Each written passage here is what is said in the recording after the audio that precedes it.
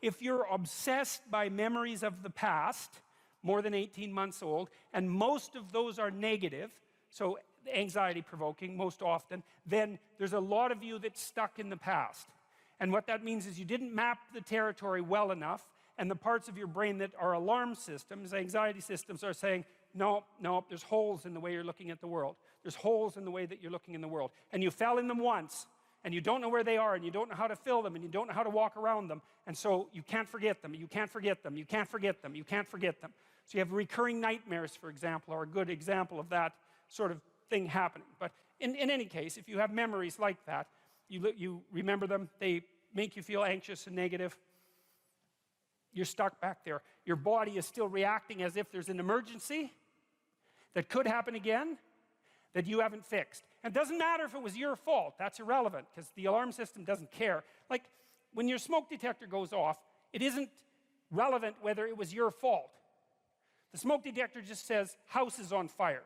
And that's a bad thing. And your anxiety systems are like that. If they're tagging old memories with anxiety, then you have to do something about it, or you will be tortured by those memories forever, because that's how the alarm system works. And so maybe you need to go back there and clean things up. You got to figure out, okay, well, how did this happen? What sort of role did I play? Even if it's a minor role, that doesn't matter, because the point is that you don't want to be put in the same vulnerable position again. So anything you can do to strengthen yourself is good. You know, and often if it's a really old memory, like maybe you were a child, you're not a child now, so you probably have a variety of techniques at hand that you could use to deal with a situation like that if it came up now. And so you have to update that part of your brain that still thinks you're 4. And lots of people have parts of them that are still stuck in some traumatic childhood experience. And they don't. I had a friend like that who had a terrible childhood, and I mean really, I've had clients with terrible childhoods, and his was like top of the lobster hierarchy in terms of terrible childhoods. And whenever he had a dream about it, which was very often, he was 5 in his dream. Well, he's 58.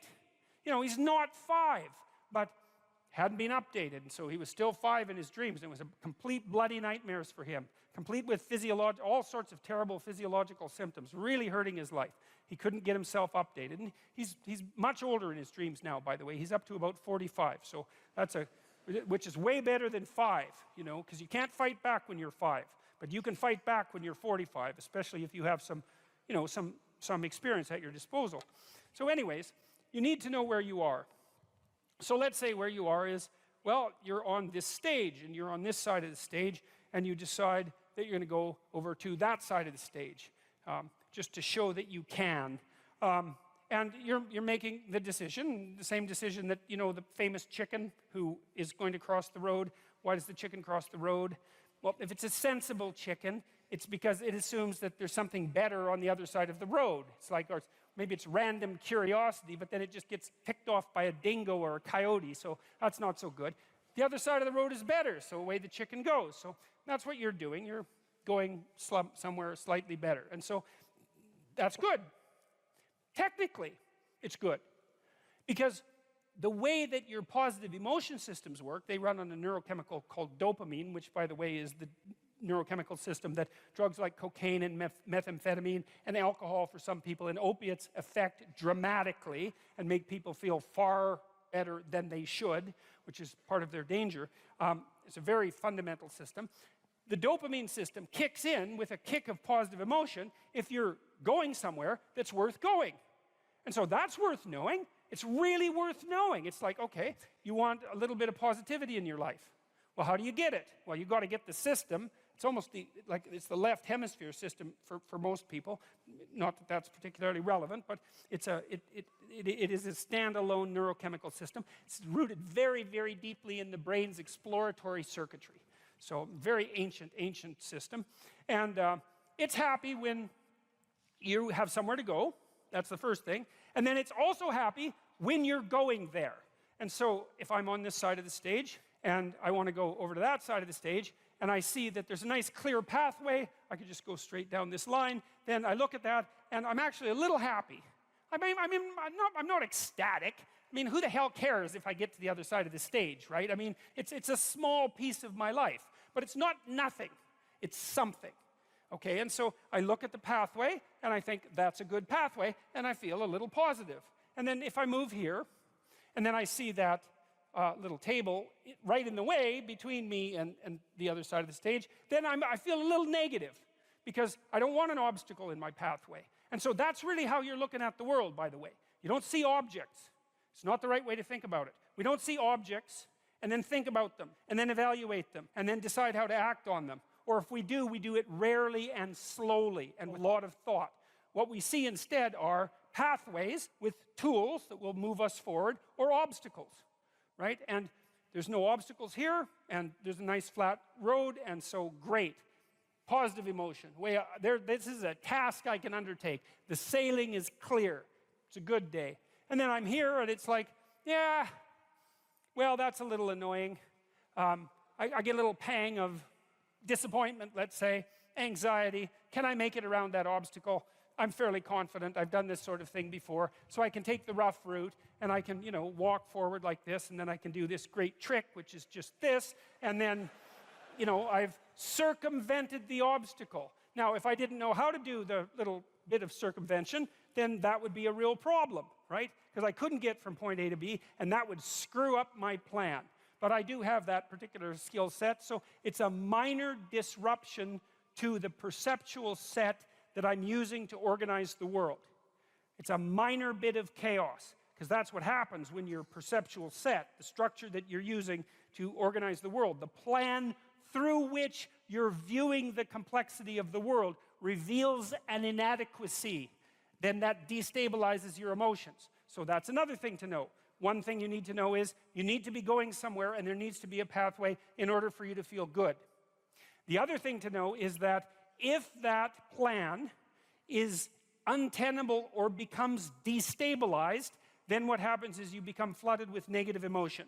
Frustration, disappointment, anger, primarily anxiety. But all of those things sort of intermingled. Anger maybe because you have to fight your way through the obstacle. Frustration because maybe you have to make a new plan. Disappointment because you put a bunch of work into the damn plan and it didn't work out. Anxiety because now there's too many choices in front of you. And so people don't like to have their plans disrupted. They don't like to have their plans disrupted. And the reason for that is that their plans are directly associated with their emotional perception of the world. And so, that's a good thing to know too. That's why, what it is you've decided that you're going to go to like a Korean restaurant for dinner, and that's fine, and then it turns out that you can't, and maybe you have to go to a Greek restaurant, and it's like, who cares, right? Unless you hate Greek restaurants. Korean restaurant, that's pretty good. Greek restaurant, that's pretty good. You're still going to be annoyed that your plans changed. Well, why? Well, because it's annoying to have your plans changed. It disrupts the structure that you use to stabilize your perceptions of the world. And it throws you momentarily into a state of chaos. Not much. Now, how much chaos?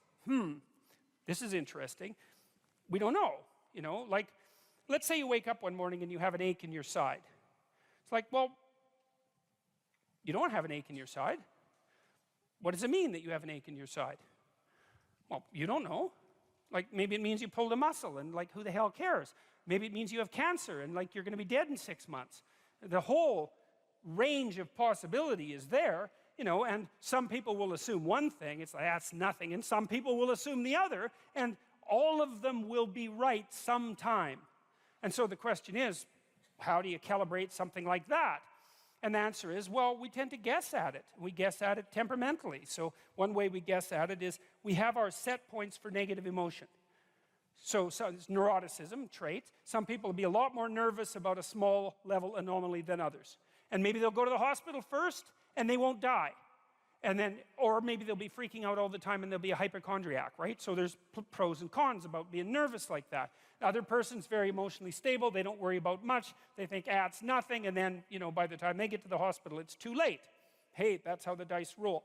That's one way that you guess. It's determined in large part genetically. Not completely, but in large part. Another part is your position in the hierarchy.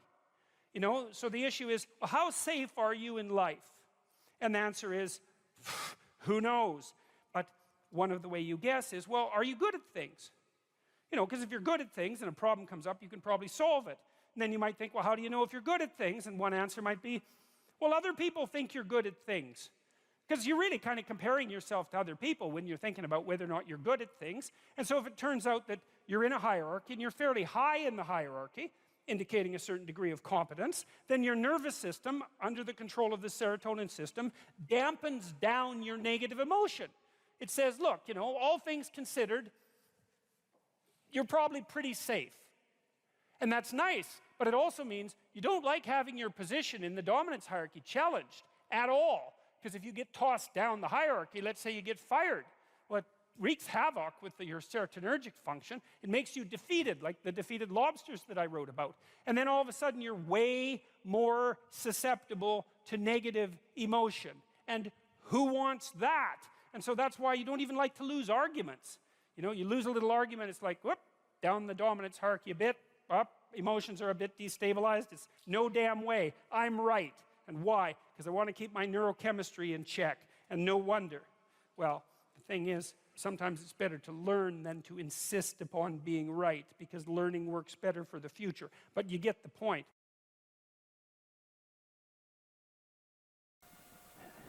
That the purpose of memory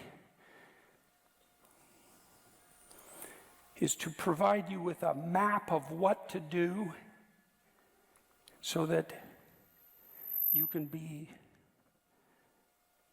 secure where you are.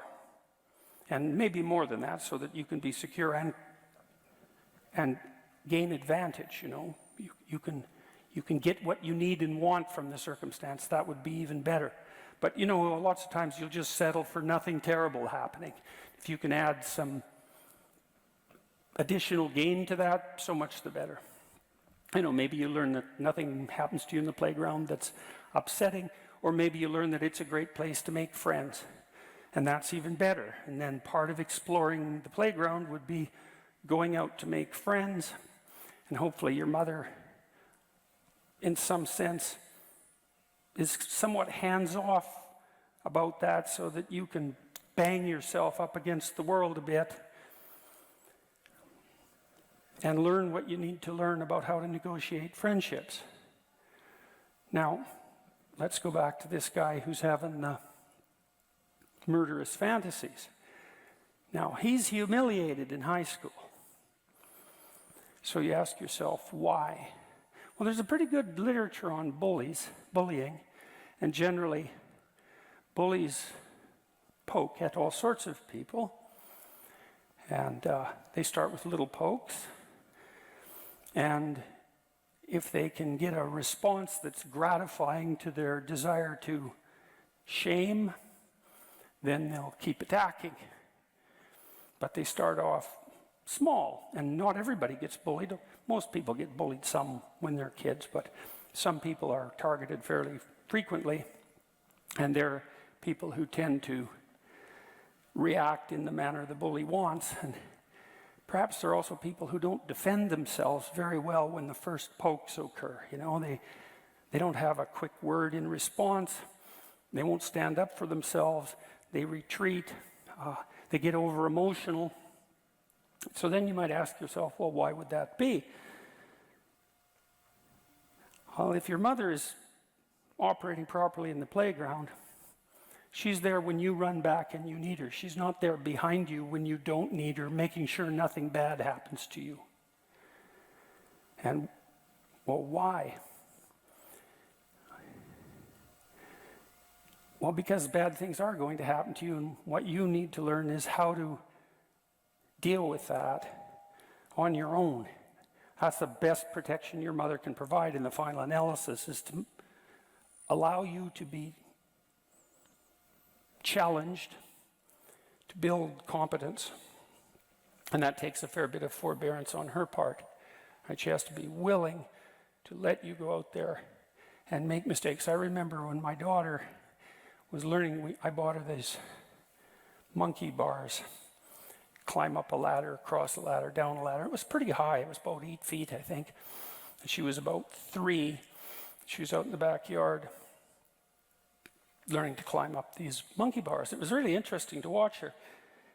She'd lift her foot up, then lift it up a little higher, lift it up a little higher, and then she'd put her foot on the first rung and put a little weight on it, and then repeat that. Then she'd go up to the first rung, and then she did that with the second rung, like just trial and error, right? A little foray, a little foray, a little foray, mastery, and then a little higher and a little higher. It was a fairly high monkey bar for such a little kid, but we were watching her, and she was doing a good job. We just let her be. And maybe she falls off the monkey bars when she gets to the top and breaks her arm. And then aren't you a terrible parent? And the answer to that is maybe. And maybe not too. Because getting that line between protection and overprotection right, that's tough. So now I'll tell you a little story that you all know. So I'm sure most of you have seen the Disney film Sleeping Beauty. And it's a very interesting film, very interesting story. So the way the story sets itself up at the beginning is there's a king and a queen, father and a mother, let's say. And they're older. They haven't had any kids. So they're older parents. And they really want a child because they're older parents and they haven't been able to have any kids. And so finally they have a daughter.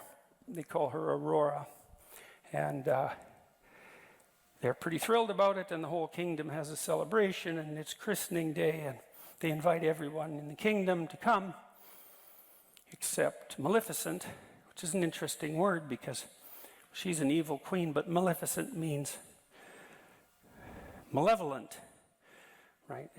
She's not only that she's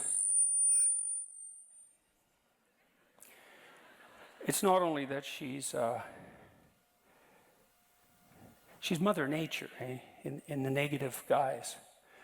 She's the tragedy of life. That's another way of thinking about it. But she's also malevolent. So she's also betrayal and catastrophe and cruelty. And the king and queen don't invite her to the christening.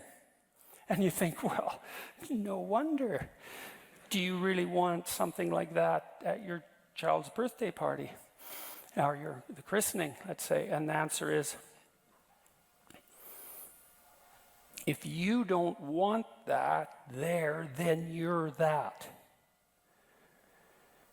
And that's a hell of a thing to realize, because if you don't allow your child to encounter what's negative about the world in measured doses, and even what's malevolent about the world, then they don't learn how to weave their way around that or to cope with it.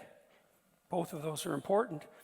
And then they're laid open to it, and then that's on you. And you're doing it because you don't want any of that in your child's life. You don't want any tragedy, you don't want any malevolence, which is why they don't invite her to the evil queen to the wedding. And then what happens later in the story, well, Maleficent says she's going to either kill Sleeping Beauty, and that's because people who aren't prepared are more likely to die, or it's modified in the story so that she'll only become unconscious. And what does that mean? Well, that's what happens, to people who can't cope with the catastrophe of the world, is that they are tempted by unconsciousness. Maybe they want to sleep all the time, they want to avoid, they're afraid to confront anything, right? They want to shrink back instead of advancing forward. And to advance forward, in some sense, is to advance forward with full consciousness and courage, and to shrink back is to wish for unconsciousness and maybe even death. And so when Sleeping Beauty hits puberty, she falls in love instantly with some guy she meets in the forest, which is not really something to be recommended. And she falls too hard and too fast for anyone who's sensible, and then finds out that that's a love that's not meant to be.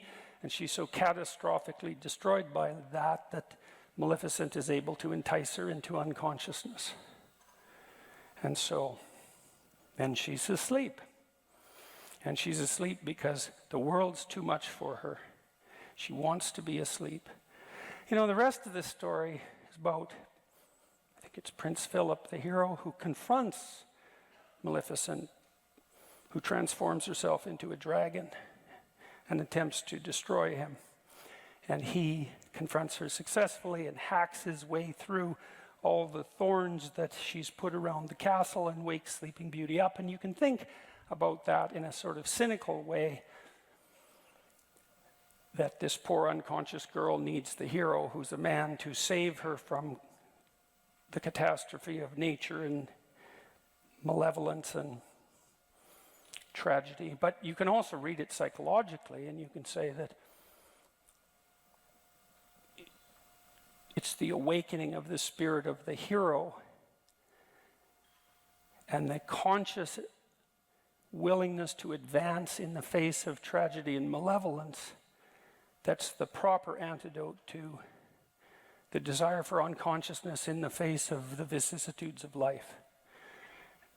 And you can also read it as a romance, because to some degree, women who have to take care of infants do depend on men to confront the world and protect them. But it's very nicely read as a psychological story as well, and it's accurate. Now, back to the man who wrote me about his fantasies.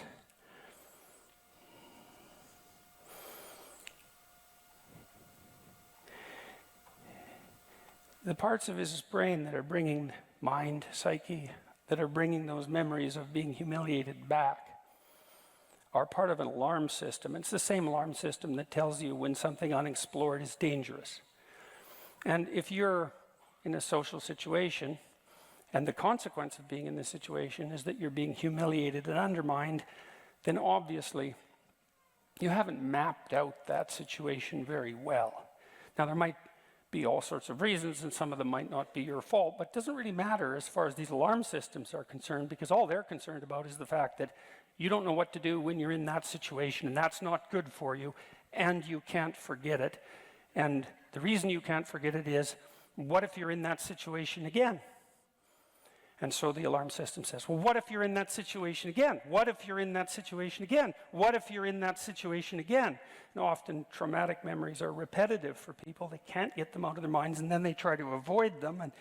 And that just makes it worse, because what you tell the alarm system when it rings the alarm, if you try to ignore it, is that the alarm is about something so terrifying that you won't even admit to the fact that there's an alarm. And so that just makes the alarm go off more. And so you try to avoid, and, well, that doesn't work. That's something sort of akin to Freudian repression. And so what I recommended to this gentleman was that he write down all the times he was humiliated. It's like, so you've got these memories that won't let you go, these people who took advantage of you. What happened exactly? That's hard to figure out, right? And maybe now he's a little smarter than he was in high school, because maybe he's 4 years older. It's like, what exactly happened? Because the memory will be emotion-laden, but there's a lot of detail around it that's really relevant. And one of the things you can do when you confront a memory like that, which is to confront the terrible things that happened to you in the past, which is the same as confronting terrible things per se, is you can ask yourself, well, exactly what happened, and what part did I play, perhaps, and are there things that I could have done earlier or different, or is there some manner in which I set myself up for this? And so I've had clients who were pretty seriously bullied at work, and we would go into it, and as I said, it starts with a few pushes. And they don't respond, and then the pushes get a little harder, and they don't respond. The pushes get a little harder, and then it turns into something. Well, maybe that's really. I had one client who was bullied into psychosis in high school. She was completely fractured by this person who decided to really do her in a seriously malevolent way, because she wouldn't go on a date with him, and she had no idea that kind of malevolence existed, and so had been badly prepared in some sense to encounter someone like him. Now, if you're allowed to bump up against the rough edges of the world, the natural world and the social world. And if you have someone that you can communicate with, the probability is pretty high that you can learn incrementally how to map the world and your actions in it, so that the probability that you're going to be pathologically prone to catastrophe and betrayal is much reduced. You know, so I'll tell you a story about my mother. So one day I was out playing baseball in a abandoned lot, empty lot near my house, and my wife was there. We were only about 8 or 9, 10, something like that. I was there with some of my friends. One of them was a tough little guy. I was little too, but not as tough. And we were having an argument about something, and we were going to have a fight. And my mother walked by. And my mother's a pretty nice person, you know, and she had to learn late in life, to some degree, to stand up for herself when she went back into the workplace and had to confront some relatively intimidating and pushy men. And it was hard on her to do that, but she was no pushover, my mother, and she's a good person. And she walked by just as this fight was about to emerge. And I was not particularly confident of the probability of my uninjured victory in this fight. But I was a hell of a lot more afraid that my mother was going to come over and interfere.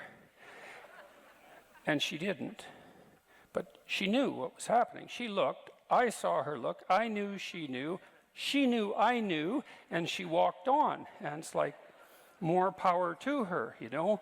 And because I was fortunate to have a mother like that, let's say, I got into enough of the sorts of scrapes that teach you how to avoid a certain amount of scrapes, and that worked out quite nicely. And that's meant my mother was willing to invite malevolence, invite the evil queen into my life, at least to some degree, you know, because she knew better than to assume that that could be just dispensed with.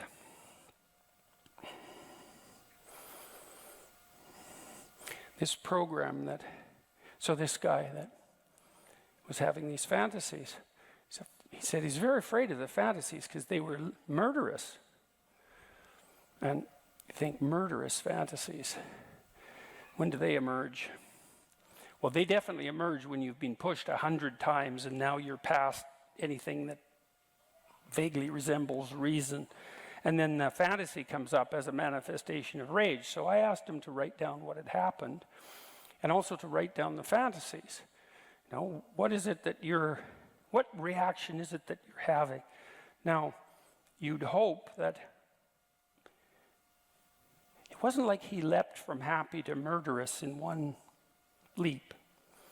He went through mildly irritated, extremely humiliated, continually humiliated, repeatedly continually humiliated, and then, well, even a few years later, into murderous rage. And the problem with that is that he should have intervened a lot earlier.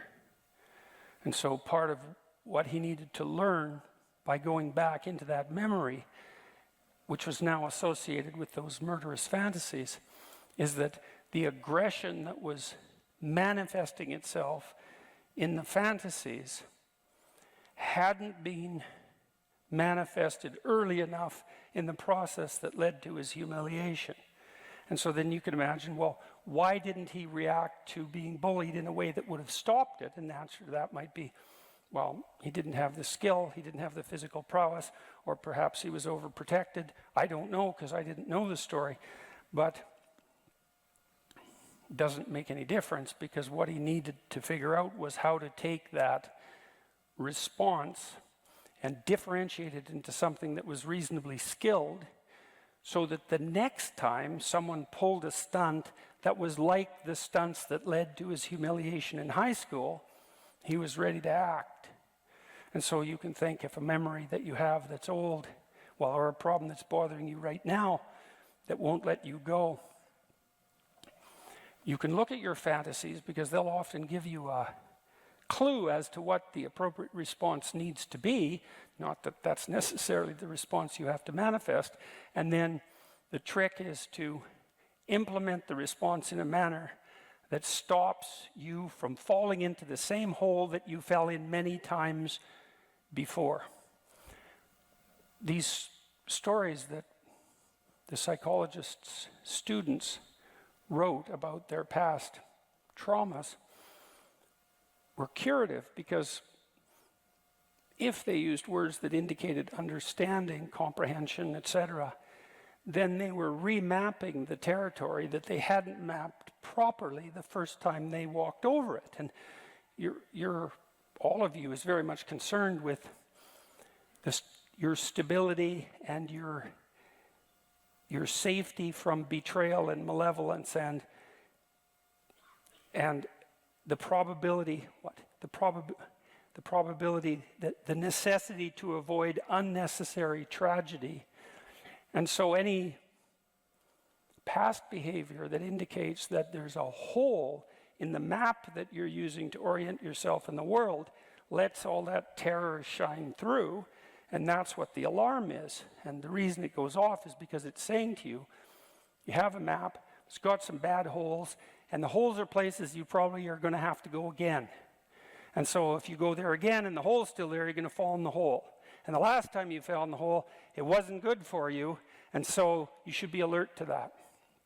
And so that's the reason that memories of that sort won't go away. It's actually a good thing, although it can be very bad if you don't know what to do about it. And it isn't merely a matter of expressing the emotion that's associated with the past catastrophe, because often that not only does that not help, it can actually make it worse, because the mere expression of your frustration, let's say if you were bullied in high school, doesn't stop you perhaps from still being the sort of person that might be bullied by your coworkers. And that's not a positive outcome by any stretch of the imagination. So this program we wrote, it's sort of like psychotherapy for free, essentially.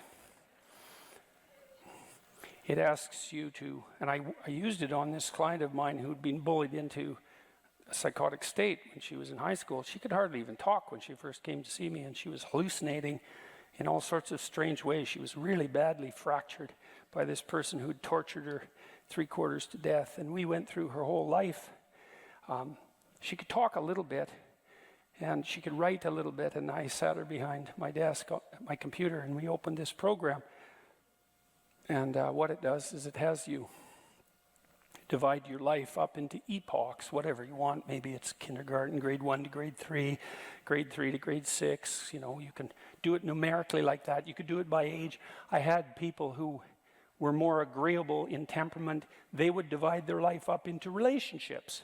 That was really how they conceptualized the stages of their lives. Each relationship, you know, it depends on you. It doesn't really matter, however you conceptualize your life. And then the exercise has you walk through and describe significant events, positive and negative, to lay them out and then to analyze them. It's like, well, what did you do right that enabled the positive events to occur? And what did you do that you might be able to alter, or that you learned to alter later, or that you could alter now, that would help you avoid the negative events? So it's not merely the recounting of the negative, it's, in some sense, it's the extraction of the moral of the story. You know, there's this old idea, I'm sure you've heard me talk about it before, that dragons guard gold. It's a very strange idea, very old idea, treasure of one sort or another, that they threaten the city eternally. That's a dragon. And the city, in some sense, is the citadel of your memory, and the chaos that's outside of the citadel of your memory can always emerge to threaten the citadel, and that's the same story as the Garden of Eden and the snake. It's exactly the same idea. And if you confront the thing that threatens, then you can find the treasure. And you can use that to rebuild the citadel, but also to turn yourself into something that can confront the dragon. And that's the real treasure, right? Is to turn yourself into something that can and is willing to confront the dragon. And so, you know, I did a lot of work with people in my clinical practice on assertiveness therapy and assertiveness training, and these are often for people who are very agreeable and they're more likely to be bullied. And the reason for that is that they don't like conflict, but there's another reason too, which is that they don't have enough faith in the truth and enough fear of the consequences of not telling the truth. And so they'll pretend that things are all right when they're not all right, and then forestall catastrophe for later. And so let's say your boss is kind of a bullying type and pokes at you a bit, takes advantage of you a little bit, and you think, well, that's not really worth making a fuss about, but you go home and you're kind of resentful, but you don't pay any attention to that. Maybe you think you shouldn't be resentful, but probably you don't think that. You just don't want to confront your boss. And the thing is, though, if you do it if it's on the first foray, and you say, you know, here's the reason I won't do that. Well, maybe you'll get fired, but probably not. Not if you're careful. Generally, someone like that will think, oh, you're not as easy to pick on as I thought you were, and they'll go find someone else, or maybe they'll even learn something from the encounter. You know, and that takes a fair bit of courage, and that's part of that confrontation that we just described, you know, is that you're resentful because you've been taken advantage of and you have something to say, and so you need to say it. And when I was doing assertiveness training with my clients, I often talked to them about their resentment.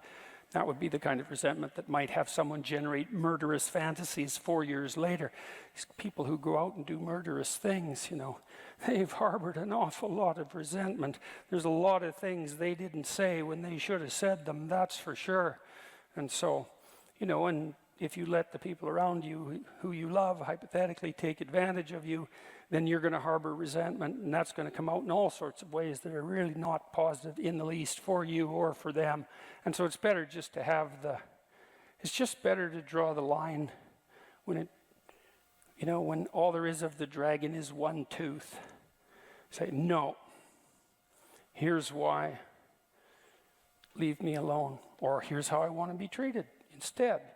And insist upon that, right? You draw a line. And it's not like that's nothing. And then I suggested to this man with murderous fantasies that he think about what he could have done different in high school, in principle. You know, maybe he needed to get stronger, so he was more confident. I'm not saying this is easy. That's irrelevant. Lots of things aren't easy that end in catastrophe, and the problem was that he was humiliated, and now he's murderous, and that's not a good outcome. So even if it's difficult, that doesn't mean it's unwarranted. But even more particularly in a situation like that, you ask, well, how did you allow it to come to such a pass? And what could have you done differently? And maybe you might find that there wasn't anything that you could do differently back when you were in high school, but by the time you're in university, you're not in high school anymore, and the world's shifted quite a bit. And generally, you're around more sophisticated people, and that kind of bullying is less likely. And so you still might have some aggression to integrate within you so that you're not a pushover. And if you do that, well, then those memories, in all likelihood, are going to stop. As long as you're confident that now you know what to do, those memories are very likely to stop plaguing you, and then hopefully those murderous fantasies will go away and you won't be inclined to act them out. If you're thinking about your past, what it means is you haven't analyzed the causal chains, because you might say, well, why do you remember your past? Well, you might say, well, it's in order to have an objective, record of the past. It's like it has nothing to do with that. There's only one reason you remember the past, and that's to be prepared for the future. That's why you remember the past. And so what you're supposed to do is take the past and extract out from it wisdom. And wisdom is the ability to avoid stumbling blindly into ditches.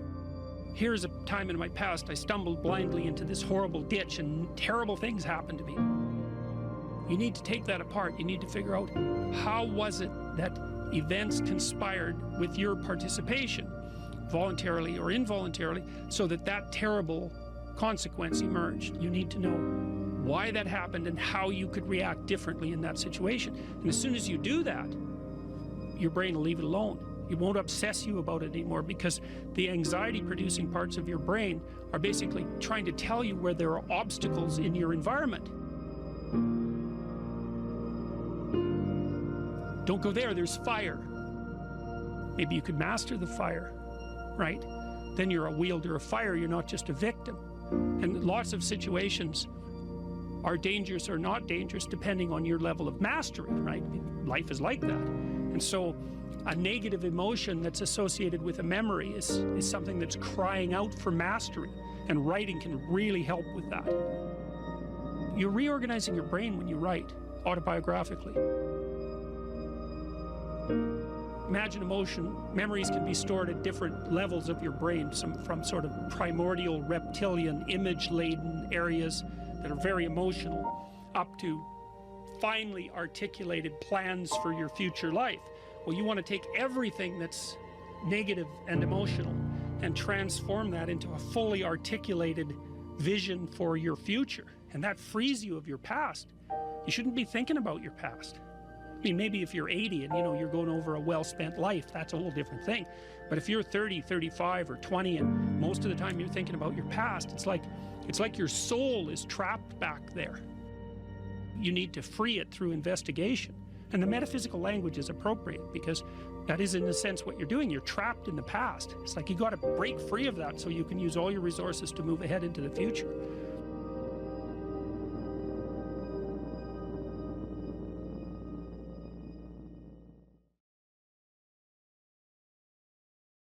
If you're obsessed by memories of the past, more than 18 months old, and most of those are negative, so anxiety-provoking most often, then there's a lot of you that's stuck in the past.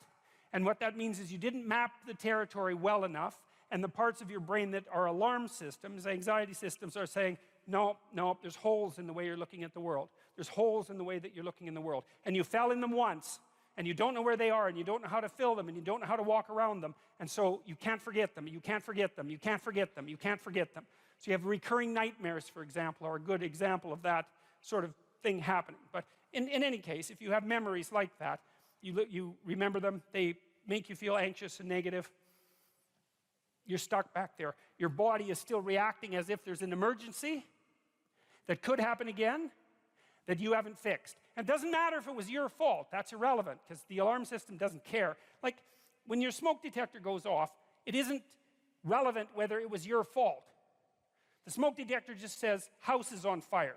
And that's a bad thing. And your anxiety systems are like that.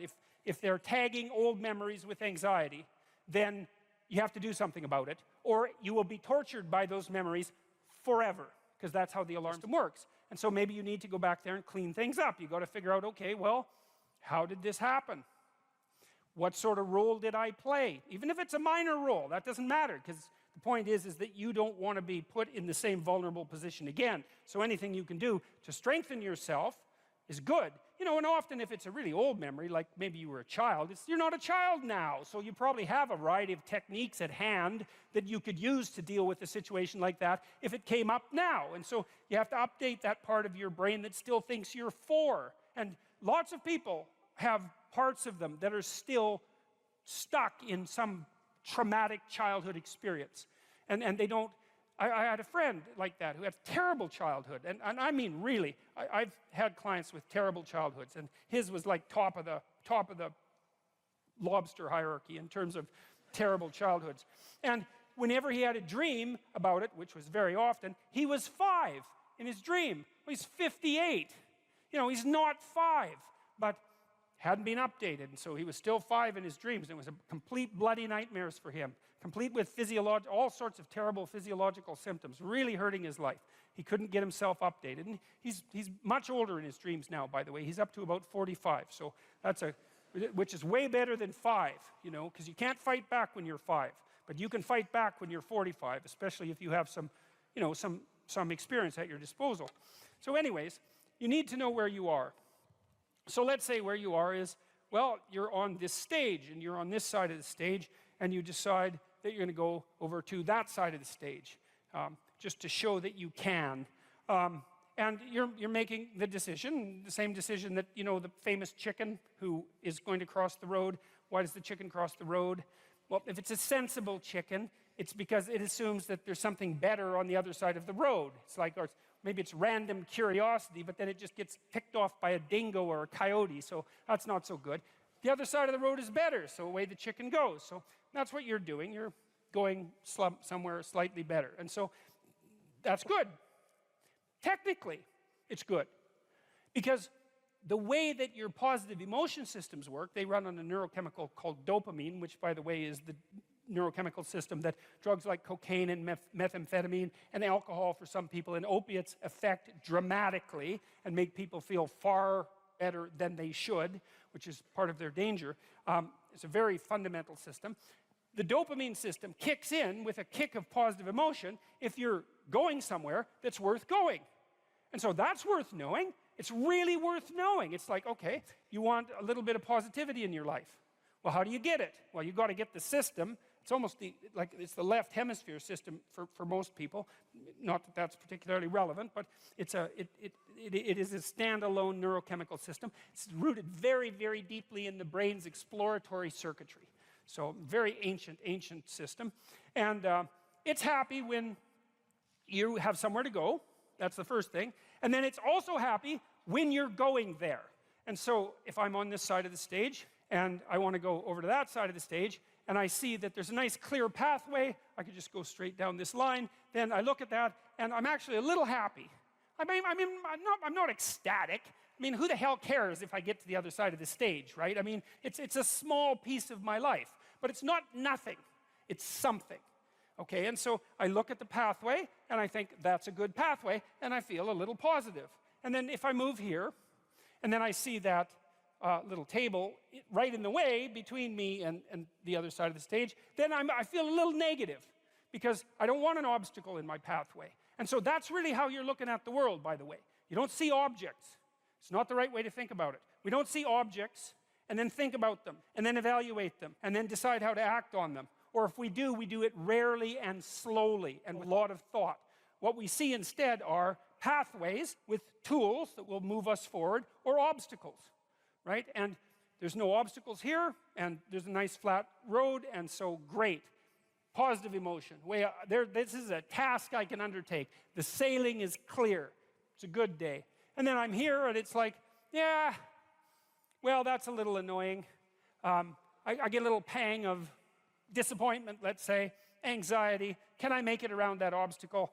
I'm fairly confident. I've done this sort of thing before. So I can take the rough route, and I can, walk forward like this, and then I can do this great trick, which is just this, and then, I've circumvented the obstacle. Now, if I didn't know how to do the little bit of circumvention, then that would be a real problem, right? Because I couldn't get from point A to B, and that would screw up my plan. But I do have that particular skill set, so it's a minor disruption to the perceptual set that I'm using to organize the world. It's a minor bit of chaos, because that's what happens when your perceptual set, the structure that you're using to organize the world, the plan through which you're viewing the complexity of the world, reveals an inadequacy, then that destabilizes your emotions. So that's another thing to know.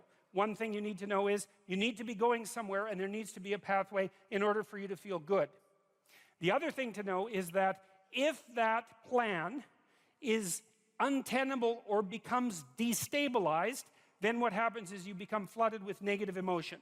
Frustration, disappointment, anger, primarily anxiety. But all of those things sort of intermingled. Anger maybe because you have to fight your way through the obstacle. Frustration because maybe you have to make a new plan. Disappointment because you put a bunch of work into the damn plan and it didn't work out. Anxiety because now there's too many choices in front of you.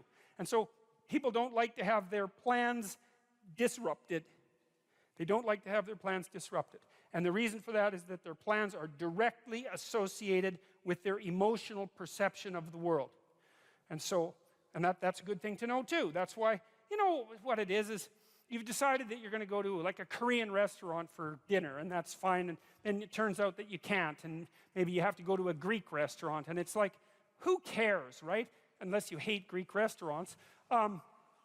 Korean restaurant, that's pretty good. Greek restaurant, that's pretty good. You're still going to be annoyed that your plans changed. Well, why?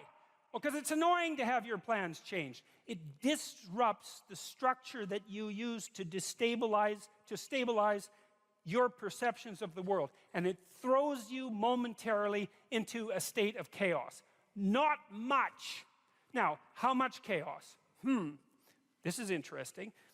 We don't know. You know, like, let's say you wake up one morning and you have an ache in your side. It's like, well, you don't have an ache in your side. What does it mean that you have an ache in your side? Well, you don't know. Like, maybe it means you pulled a muscle, and like, who the hell cares? Maybe it means you have cancer, and like, you're going to be dead in 6 months. The whole range of possibility is there, you know, and some people will assume one thing, it's like, that's nothing, and some people will assume the other, and all of them will be right sometime. And so the question is, how do you calibrate something like that? And the answer is, well, we tend to guess at it. We guess at it temperamentally. So one way we guess at it is we have our set points for negative emotion. So it's neuroticism trait. Some people will be a lot more nervous about a small level anomaly than others. And maybe they'll go to the hospital first and they won't die. And then, or maybe they'll be freaking out all the time and they'll be a hypochondriac, right? So there's pros and cons about being nervous like that. The other person's very emotionally stable. They don't worry about much. They think, it's nothing. And then, you know, by the time they get to the hospital, it's too late. Hey, that's how the dice roll.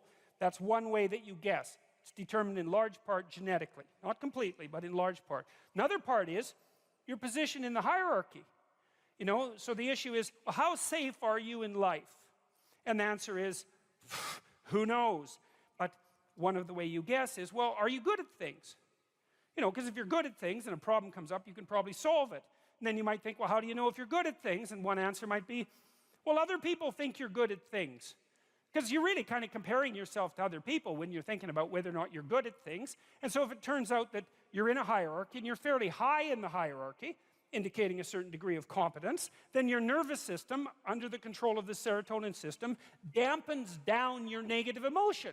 It says, look, you know, all things considered, you're probably pretty safe. And that's nice, but it also means you don't like having your position in the dominance hierarchy challenged at all. Because if you get tossed down the hierarchy, let's say you get fired, well, it wreaks havoc with your serotonergic function. It makes you defeated, like the defeated lobsters that I wrote about. And then all of a sudden, you're way more susceptible to negative emotion. And who wants that? And so that's why you don't even like to lose arguments. You know, you lose a little argument, it's like, whoop, down the dominance hierarchy a bit, up, emotions are a bit destabilized. It's no damn way, I'm right. And why? Because I want to keep my neurochemistry in check. And no wonder. Well, the thing is, sometimes it's better to learn than to insist upon being right, because learning works better for the future. But you get the point.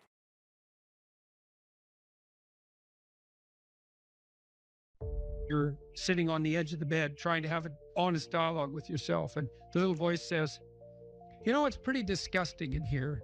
And you think, well, I'm way above such trivial niceties as organizing my room. It's like, well, that's pride. That's arrogance. If you're above organizing what's actually yours, how in the world are you ever going to organize anything else? And so you get on your knees and you think, well, it's time to, you know, take a brush to the toilet. And maybe that's where you start. And that works. Like, that works. You start making those micro improvements, like real micro improvements, real on the ground, actual micro improvements to things you know that are wrong, you'll improve unbelievably rapidly. There's always people out there who are doing far better than you on pretty much anything you want to imagine. And if all you're doing is seeing yourself in their reflected light, let's say, then it's going to be pretty damn dismal. But it's not a good comparison because, well, first of all, there's danger in just comparing yourself to others, period, because they're not you. And God only knows what struggles they had to undertake to get to where they were, or what burdens they're currently carrying that you're not aware of. But you can certainly contrast yourself with yourself. And that's a lot better. It is the only way. Well, it's also the only way of really measuring anything approximating proper improvement. You can actually tell when you're a little better than you were yesterday. Right. And you can actually do that. That's another thing that's so interesting about it, is that you can actually make yourself a little better in some way pretty much well, I don't know if it's at every moment, but you can certainly do it every day. Let's say you want to become who you could be in the fullest sense. So let's say you're someone who's going to solve some serious problems. Okay, the first thing you have to do is admit to the seriousness of the problems. That's no joke. And so the first thing is just the terror of the problem itself. And that's enough to paralyze you, right? And that's the Hydra, that's the Gorgon with the head of snakes. It'll paralyze you and turn you to stone. That's the basilisk in the Harry Potter series.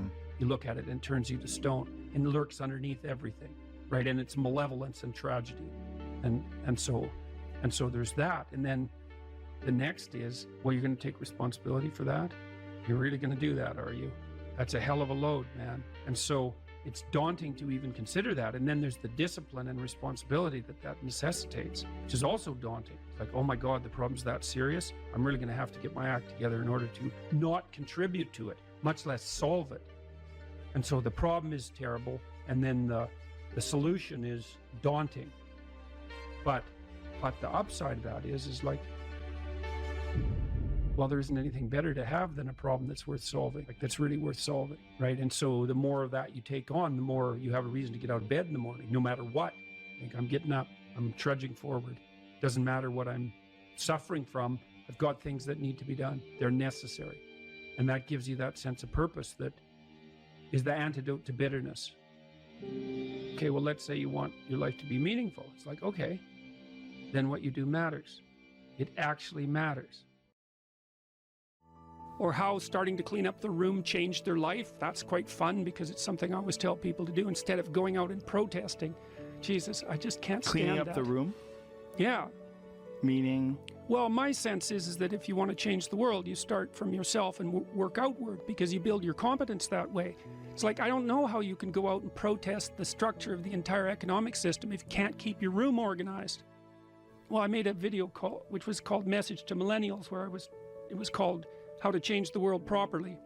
A bit of it on the pretentious side, I suppose, but I was trying to produce something that was a counterposition to this idea that what you should do is go out and fix up other people. You know, that's just not right. And there's a New Testament line about that, something about, you know, not worrying too much about the log in your neighbor's eye or about the speck in your neighbor's eye when you have a log in your eye. What would the world be like if people stopped avoiding the things they knew they should do? You know, because the question is, how much are we contributing to the fact that life is an existential catastrophe and a tragedy? How much is our own corruption contributing to that? That's a really worthwhile question. The things you leave undone because you're angry, you're resentful, you're lazy, you have inertia. Well, you consult your conscience and it says, well, you know, that place over there could use a little work. It's the same as working on yourself, and so you clean that up because you can, and then things are a little clearer around you, and you're a little better off because you've practiced a bit, and so you're a little stronger, and then something else manifests itself and says, well, maybe you could like take a crack at fixing me up too. So you decide to do that, and then that gets a little bit more pristine. You know, and soon, and it's humble because you're not exceeding your domain of competence. You know, it's like, don't be fixing up the economy, 18-year-olds. You don't know anything about the economy. It's a massive, complex machine beyond anyone's understanding, and you mess with it at your peril. So, and can you even clean up your own room? No. Well, you should think about that. You should think about that. You only have to ask a stupid question once. You ask a stupid question, and if you're in a crowd and you ask a stupid question, 80% of the people in the crowd have the same question. They're just too cowardly to ask. But you ask and then someone actually tells you, you never have to ask that question again. You're no longer stupid. What stupid thing am I doing that I could quit doing? That I would quit doing? Because those aren't the same thing, right? Because you know there's stupid things that you're doing that you're just not going to quit doing because you like them. But there might be something on the edge there where you could stop that. If you want to know something about yourself, sit on your bed one night and say to yourself, you got to mean this, like you got to be desperate. This is no game, this. My life is not everything I want it to be, and perhaps it's not everything that I need it to be. And by need, I mean my life is so unbearable that the suffering that's attendant upon that is make me nihilistic, cynical, bitter, resentful, driving the proclivity to see evil everywhere except within my own heart. Like, these are problems, man. And you ask yourself, you sit on the bed and say, okay, man, I'm ready to learn something. What's one thing I'm doing wrong that I know I'm doing wrong, that I could fix, that I would fix? It's like, you meditate on that, you'll get an answer. And it won't be one you want, but it'll be the necessary one. You know, and it's often something that will point you to small things. Like, that works. You start making those micro improvements, like real micro improvements, real on the ground, actual micro improvements to things you know that are wrong, you'll improve unbelievably rapidly. There's never been a better time for the majority of people to be alive. And the future, although we're vulnerable and terrible things can always happen to us, it's hard to make a case that the future doesn't look comparatively positive. We're becoming extremely technologically sophisticated, and the world is changing at an incredibly rapid rate, and the only way we're going to be able to manage that in a positive way is if each of us, or as many of us as possible, are capable of making wise and careful and truthful decisions. And if we do that, then maybe things can continue to improve. You don't get people to stand up on their own 2 feet and to adopt responsibility if everything is given to them. And that's a real conundrum.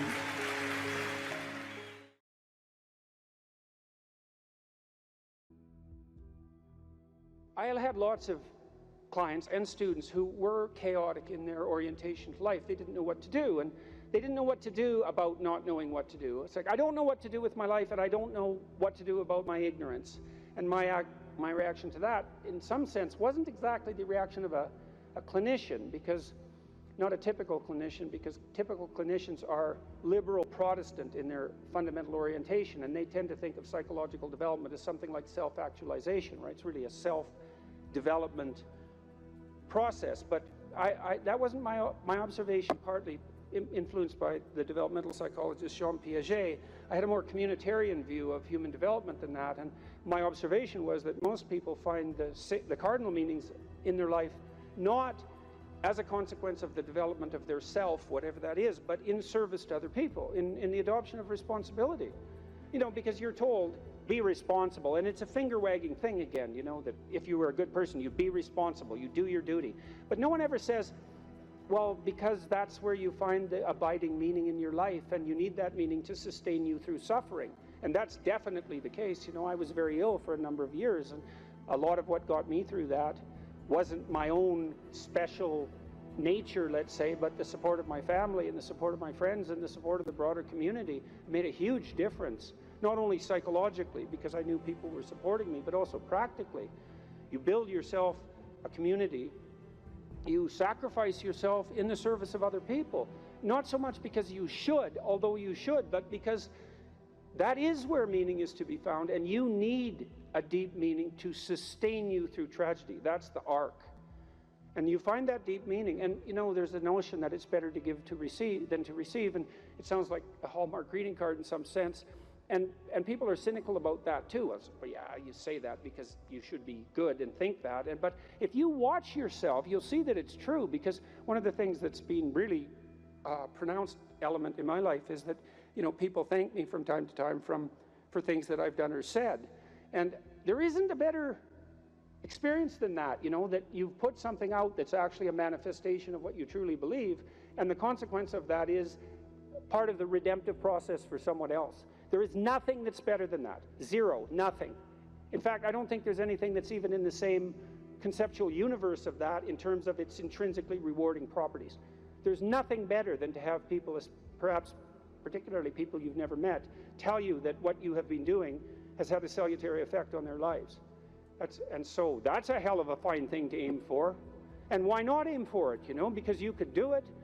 If you put, I wouldn't even say necessarily that you put other people first, because I think that's a mistake, but I do think it's the case that you treat other people in the manner that you would wish to be treated if you were treating yourself properly. And that's also a sophisticated thing, right? To learn to treat yourself properly. Because that doesn't mean you get to fulfill every momentary whim, because that's what you do when you're 2, and 2-year-olds can't live without their parents. You know, you have to be wise enough to govern your current behavior in light of the future. And that's really what it means to be an adult. It's what it means to forestall gratification and to attain the responsibility of an adult. And the reason that you should do that, because you should, is because it's actually better, in all ways. It's a panacea for suffering to adopt that responsibility. And so I would tell my clients and students as well, it's like, well, let's just take a look at where other people find meaning. And we'll see how your life matches with that. Do you have an intimate relationship? Yes or no? The right answer is yes. Now, maybe not for you, and maybe you don't right now, and maybe you have your reasons not to because you're a singular person in that regard, but probably not. Because that's like a third of life. And so if you don't have that, that might be one of the reasons you're not doing so well. And the fact that you don't have it might be an indication that you're not oriented in the proper direction. Oh, I can give you an example of that. I had many people question me when I was just on tour. This is a question that came up quite rapidly, often in the Q&A sessions. How do I find the right person when I'm dating? How do I find the person who's right for me when I'm dating? And I got that, or on the internet. I got that question like 3 times in a row, and I thought, because I always think this, what about that question? What's wrong with that question? Something wrong with that question. How do I conduct myself so that I am the best possible partner? Now that's a whole different, right? That's a whole different conceptual universe, and virtually no one ever asked that question. And I would say, well, if you want an answer to the first question, which is how do I find the person who's right for me, you actually start by asking the second question, which is what can I bring to the table for someone else? And if you're really good at bringing something to the table for someone else, hey man, people might be lining up to be your partner. And if they're not, then you might think, well, maybe I'm just not bringing the right thing to the table. And that's worth thinking, especially if you're desperate, you're lost, and you're alone. It's like, maybe I got this wrong. And I usually sort of top that with the suggestion that even if you did find the person who was perfect for you, and they're that perfect, what makes you think they wouldn't take one look at you and run screaming away? And they likely would if they were that perfect, because, really, are you that much of a catch? And if you think you are, that might be part of the problem. So that's one, right? Intimate relationship. So I would say to you at the crossroads, develop a vision for your relationship. There's a gospel saying, which is, of course, impossible to comprehend or believe. Knock and the door will open, ask and you will receive, seek and you will find. And people think, well, no way, the world's not constituted like that. It's like, it goes back to the idea of aim. If you don't aim at it, you're not going to hit it. And it might also go back to a question about what do you mean by ask and what do you mean by want? Because it isn't just some casual request. You're praying to God, I wish I could find my wallet or something like that, as if he's the casual granter of magical wishes, like a fairy with a magic wand. It's not that. Asking means something like this: I am willing to give up everything that I'm doing wrong so that I can put things right, if I could know what right was. And that's you're on your knees when you say that, man. And maybe if you're on your knees, you get the answer. And so that's worth thinking about. So, if you knocked and you wanted to walk through and you asked and you wanted to learn, and you sought because you wanted to find, maybe you would receive and be answered and find, but not without aim. And so I might say, well, look, if you could have the relationship you wanted, you get to have the relationship you want and need. But you have to know what it is. And so then you need a vision of that. It's like, and a developed vision, Not, I need to find the person right for me. It's like, what do you mean by that? How are you going to treat your partner when they come home from work? How about something that concrete? Or how would you like to be treated when you come home from work? Or what sort of partner do you want in relationship to their attitude towards children? You have to make it real, like it's the story of your own life, which, by the way, it is. And then maybe you find it, because at least once you've developed the vision, if it manifests itself, you'll recognize it. That's something. Why don't you set your family right? You need siblings. Maybe you don't have them. Set your relationship with your parents right. Fix your relationship with your father, with your mother, with your siblings. The same thing. And then what sort of relationship do you want to have with your children? If you could have what you wanted. I had a very good relationship with my children. My daughter, as I said, was very ill, so that made things complicated. But I had a great relationship and still do with my son. It's one of the lights of my life. And we concentrated on making that relationship pristine, you know, both of us, and my wife as well. And so you imagine, well, I want my son to love me. I want my son to respect me, and vice versa. I want a child who can make mature decisions. I want someone I can rely on.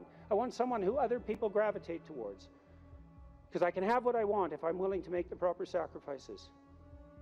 And so that's a good thing. Could you set your family straight? Well, you need a job or a career. So what can you offer, and what can you bring the world in that regard? And then I would say, well, if you're thinking about career success in this Tower of Babel manner, then that's a temptation. But you might think, well, how much good could I do if I had the opportunity in the shortest possible period of time, if I went all in? And then there's an aim, man, there's an aim. And then you might think, well, what would that look like? You know, if I was a light to my community, if I was a light to the people I work with, who would I be if I was like that? And then you can conceptualize that, and you can see when you deviate from it, and why couldn't you correct for the deviations and move towards that? And then you might say, well, are you going to make productive use of your time outside of work? Productive and generous use of your time? Productive, generous, and meaningful use of your time. How about that? You're going to control your susceptibility to temptation, regulate your alcohol and drug use, because alcoholism takes out lots of people. Regulate your sexual temptation. You can control yourself for some reason that's worth controlling yourself for. You know, because there's something to being sybaritic. There's at least the momentary pleasure. It's not nothing. And you're not going to sacrifice that, if you have any sense, unless you sacrifice it to something clearly better.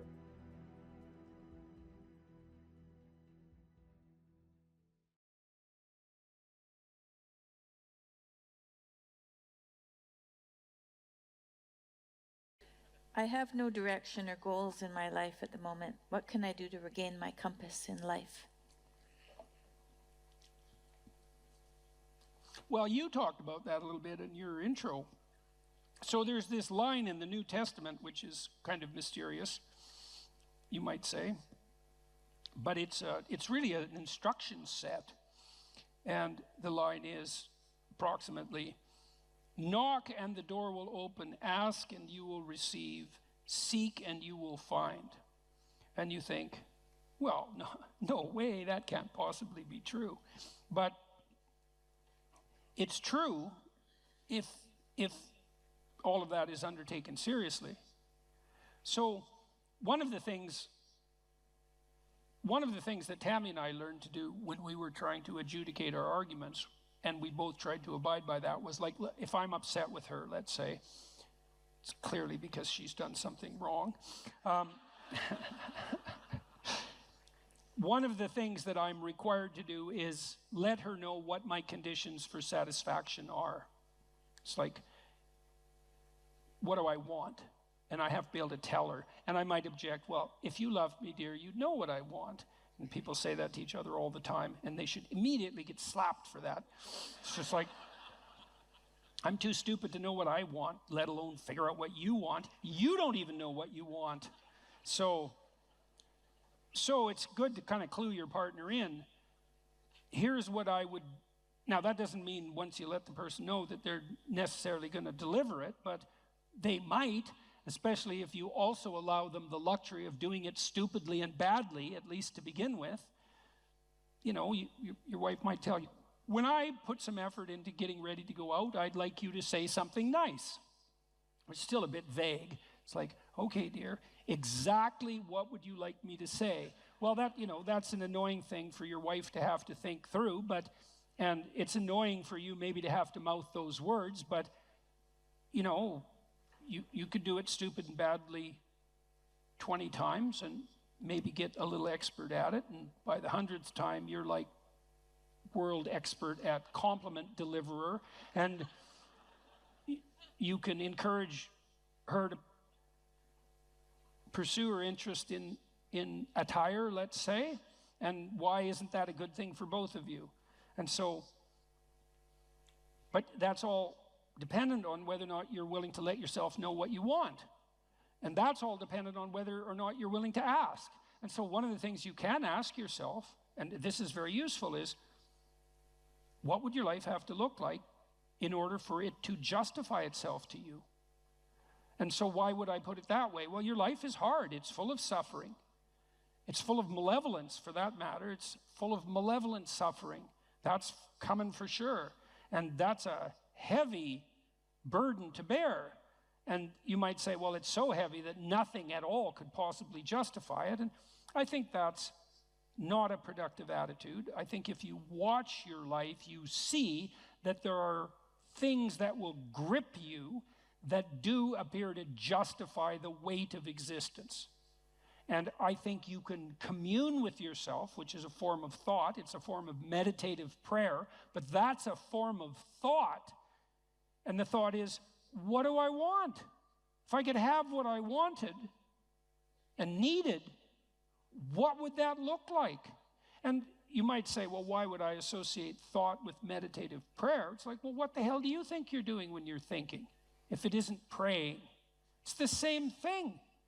You first of all, you formulate a question. What do I want? And then you ask it. And you might say, well, who are you asking? Well, you're asking yourself. That would be the classic modern answer. It's like, well, if you're the person with the answer, why did you have to formulate the question? And so what are you doing when you formulate the question? And what you're doing, really, what you're doing is you're opening yourself up to revelation. And you might say, revelation from what? And that's a good question, no doubt about it. But in some sense, it's a revelation from the ground of being itself. You know, you ask yourself a question. If I could have what I needed and wanted, what would that look like? You'll get a dream. You'll get a vision. And it comes to you. That's the most accurate way of describing it. It makes itself manifest in the theater of your imagination. And in precise proportion to your willingness to actually formulate the question. It's a rather frightening question, you know, to find out, to allow yourself to ask yourself what it is that you really need and want, because you simultaneously make the conditions for failure clear to yourself. And people like to keep that sort of thing foggy and vague so they don't have to hold themselves accountable. But that's a dreadful mistake. That's why I wrote Rule 3, do not hide unwanted things in the fog. It's like you should sharpen your aim. You should specify your goals. Now, the price that comes along with that is you'll know when you fail. But the advantage is you'll know when you fail. You can learn. Now, more practically, you don't know where you're going or why, the person who asked this question. So let's decompose the problem a little bit. I don't know what to do with my life. Well, that's a pretty vague problem, because your life that's a big, complex, multidimensional thing, and the probability that you're going to be able to formulate an answer to the question, what's the meaning of my life, is pretty much zero. Because, well, what do you want, a one-sentence answer? Like, it's a one-sentence question. You think there's a one-sentence answer? That's not helpful. And so what I often did practically in my clinical practice, and this is useful to know, especially if you're a bit lost, is, well, where do people generally derive their sense of meaning? And it's not that complicated to figure that out. And this is also a conservative perspective in some sense. Well, most people need or want an intimate relationship and some family interaction. Maybe that's children, maybe it's with your parents or your siblings, but zero family interaction is generally not part of the optimized human condition. Most of us would like to have a friend or two. We need a job or a career to keep body and soul together, but also so that we're in harness and we can pull against a weight that in a noble and productive and generous manner. We perhaps need to be engaged in something creatively. We have to take care of ourselves mentally and physically. We should adopt some civic responsibility. We need to protect ourselves against major sources of hedonistic and impulsive temptation. There's 8 things. It's like, well, pursue one of them. Start there.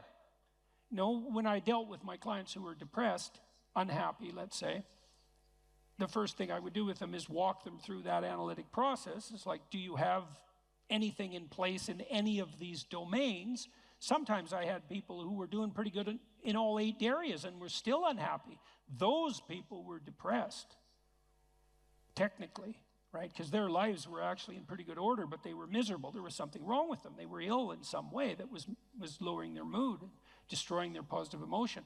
Other people would be batting 0 on all 8 fronts. Like, they weren't depressed, they just had terrible lives.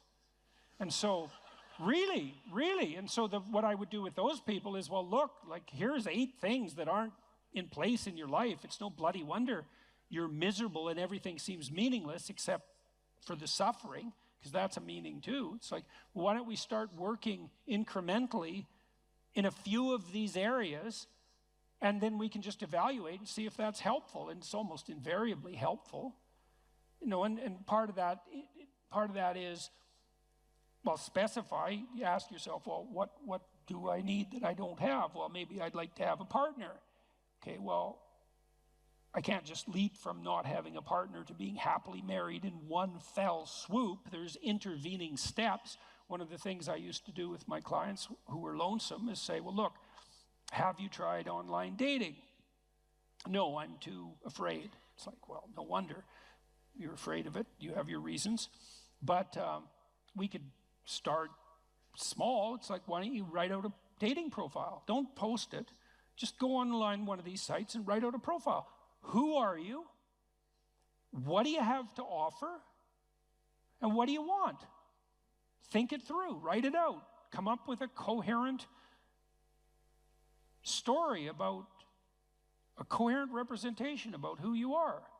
And then figure out what you want.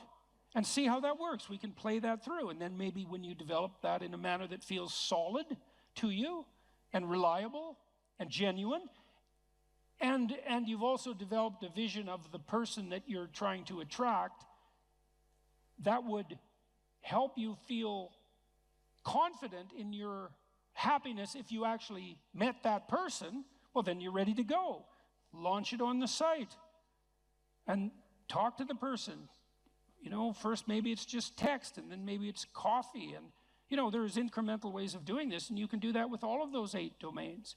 It's like, get yourself a life. And if you're firing on all cylinders in all 8 dimensions and you're still depressed, and this is a specific answer to the person formulating this question, if you're still unhappy, you should probably go see someone, because you're probably sick. You know, if you've got all of those, if you have all that skill and you have all those relationships and activities in place, and you still are suffering an excess of anxiety and pain and insufficient hope and motivation, it's highly probable that something's afflicting you that's in the nature of an illness. But if you have none of those things, it's like, well, it's no wonder you're miserable. Misery is the default human condition in the absence of sustaining meaning, just like hunger is the default condition in the absence of food.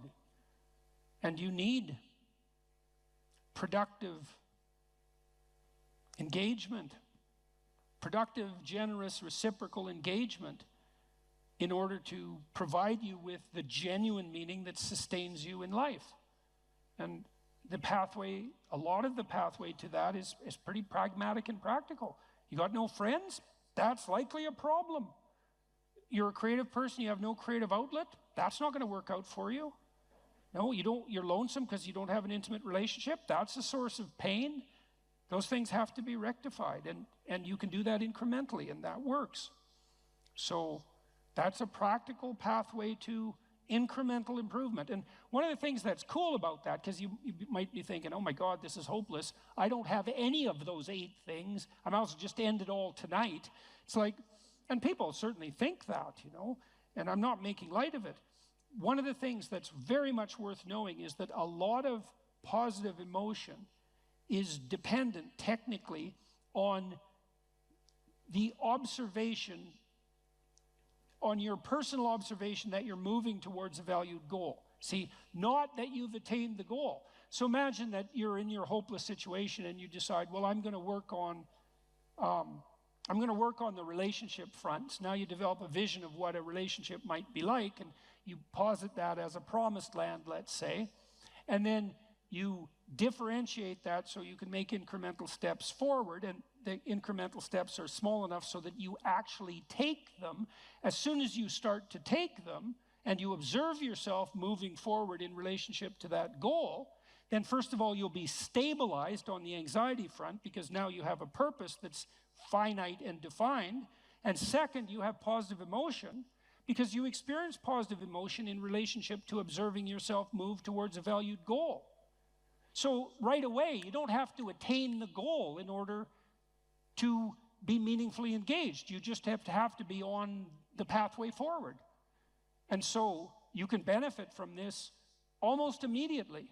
And if you want to do something practical, I have a program online at selfauthoring.com called Future Authoring that helps people develop a vision on these 8 different dimensions, along these 8 different dimensions that I just outlined. And you could go and do that, do it badly, because you're not going to get it perfect anyways, and then get humble enough to make the incremental steps small enough so someone as useless as you might actually do them, and then away you go. And that works out. We used this program, for example, we had students in 3 universities, but I'll talk about one, vocational college in Canada. We had all the students who were going to this vocational college. We divided them into 2 groups. They either wrote for 90 minutes about what they had done in the last 2 weeks in their life, or they wrote for 90 minutes about their vision across these dimensions that I described. They didn't have any training, no warning, except that they knew they were going to participate in the study, and no one even reviewed what they wrote. And we dropped the dropout rate of those students by 50% in the first year. All they needed was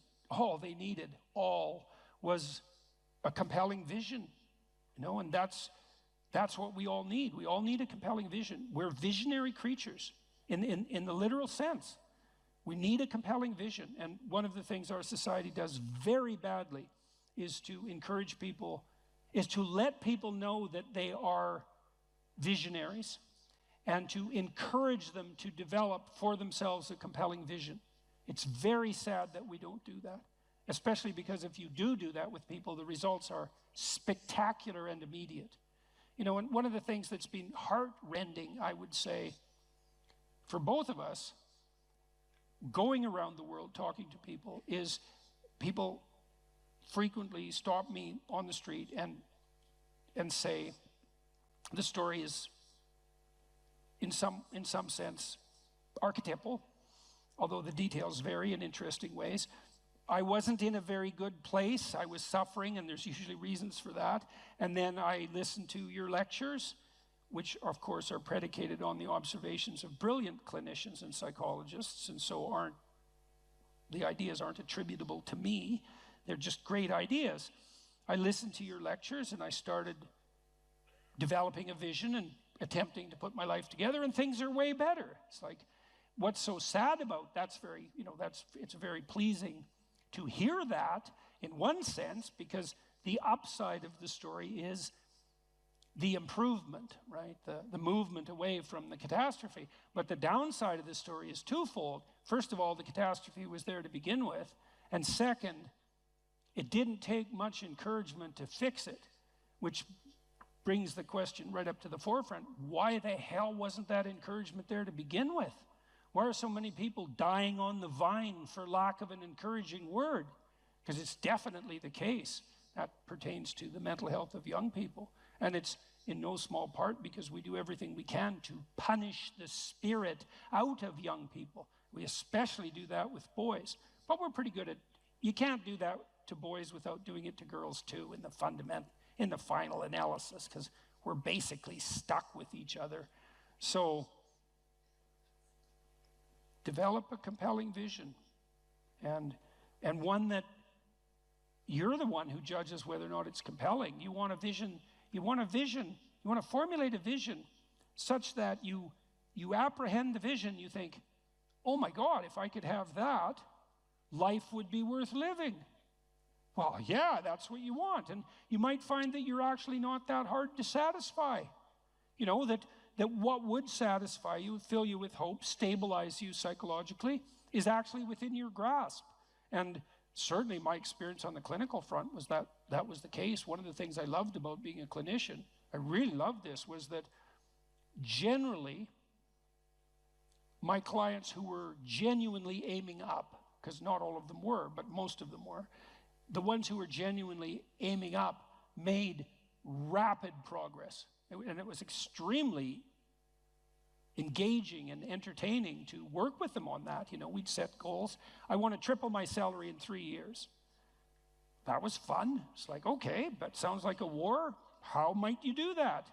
And it was extraordinarily entertaining to plot that out, to strategize about it like it was a full-fledged war, you know, but a war for something positive, and a war that would benefit the person who won and also the people around them. And that's well within your grasp. There's any number of things that are right in front of you that you could radically improve with the right vision, and that would result in radical improvement, and not just for you, but for everybody around you. That's just right there in front of everyone. And it's particularly true if what's around you is pretty dismal, because if what's around you is pretty dismal, there's just no shortage of opportunity for improvement.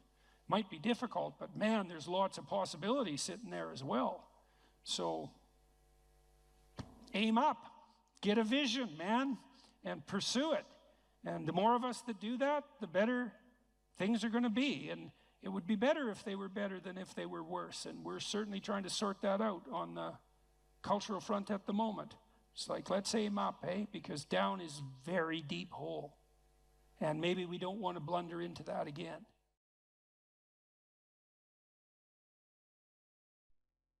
That's that willingness to gaze into the abyss, which is obviously what you were doing when you went to Ukraine. It's like, it's gazing into the abyss that makes you better. The thing is, and this is maybe where Nietzsche's idea is not as differentiated as it became. Sometimes your gaze can be forcefully directed towards the abyss, and then you're traumatized. If it's involuntary and accidental, it can kill you. The more it's voluntary, the more transformative it is. And that's part of that idea about facing death and hell. It's like, can you tolerate death and hell? And the answer is, this terrible answer is, yes, to the degree that you're willing to do it voluntarily. And then you might ask, well, why should I have to subject myself to death and hell? I'm innocent. And then the answer to that is, even the innocent must be voluntarily sacrificed to the highest.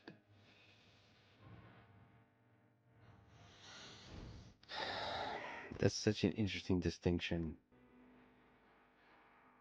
Voluntary suffering. Voluntary, yeah. Yeah. Well, that's why the central Christian doctrine is pick up your cross and follow me. And I'm speaking not in religious terms saying that. I'm just speaking as a psychologist. It's like one of the things we've learned in the last 100 years is voluntary exposure to that which freezes and terrifies you in measured proportions is curative. The first thing I do as a clinician, if someone comes to me and says they're depressed, is ask myself a question. Well, what does this person mean by that? So I have to find out, like, because maybe they're not depressed, maybe they're hyper anxious, or maybe they're obsessional. Like, there's various forms of powerful negative emotion, so they need to be differentiated. But then the next question you have to ask is, well, are you depressed, or do you have a terrible life? Or is it some combination of the two?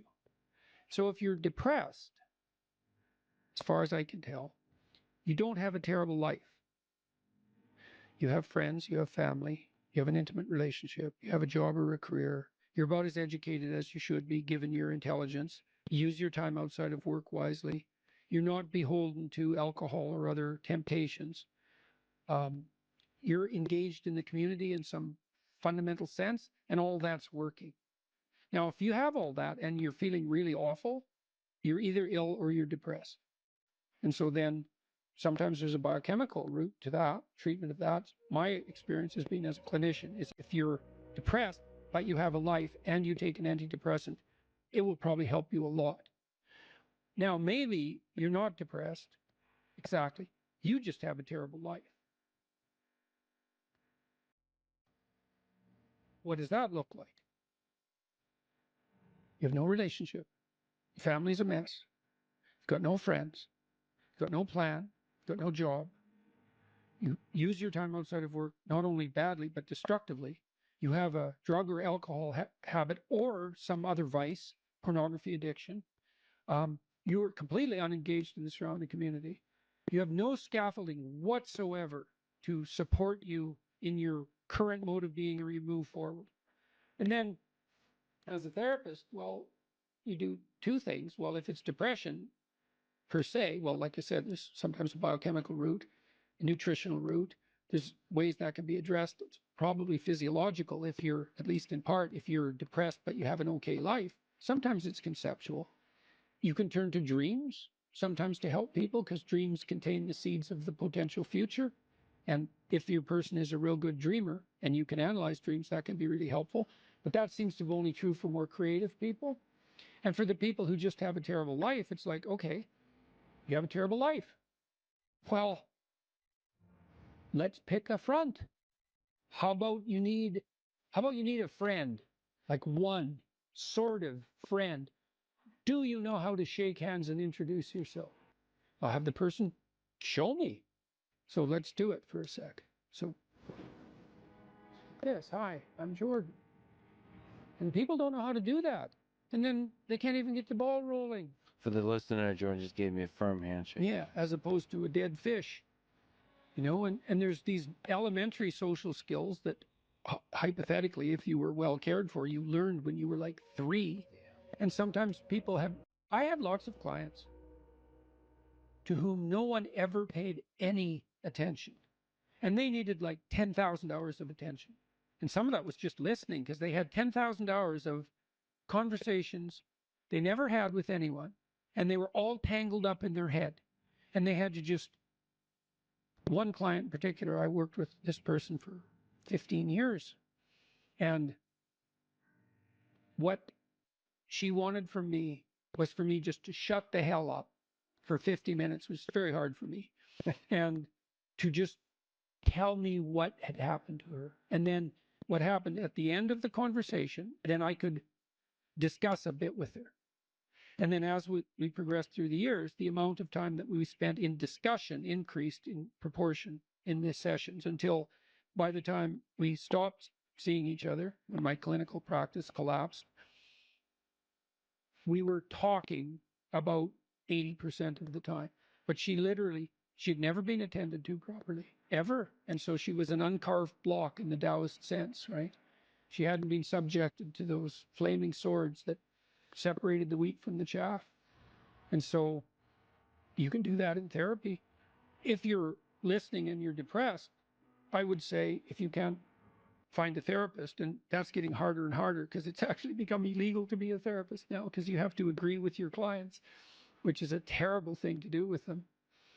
Just like it's terrible just to arbitrarily oppose them.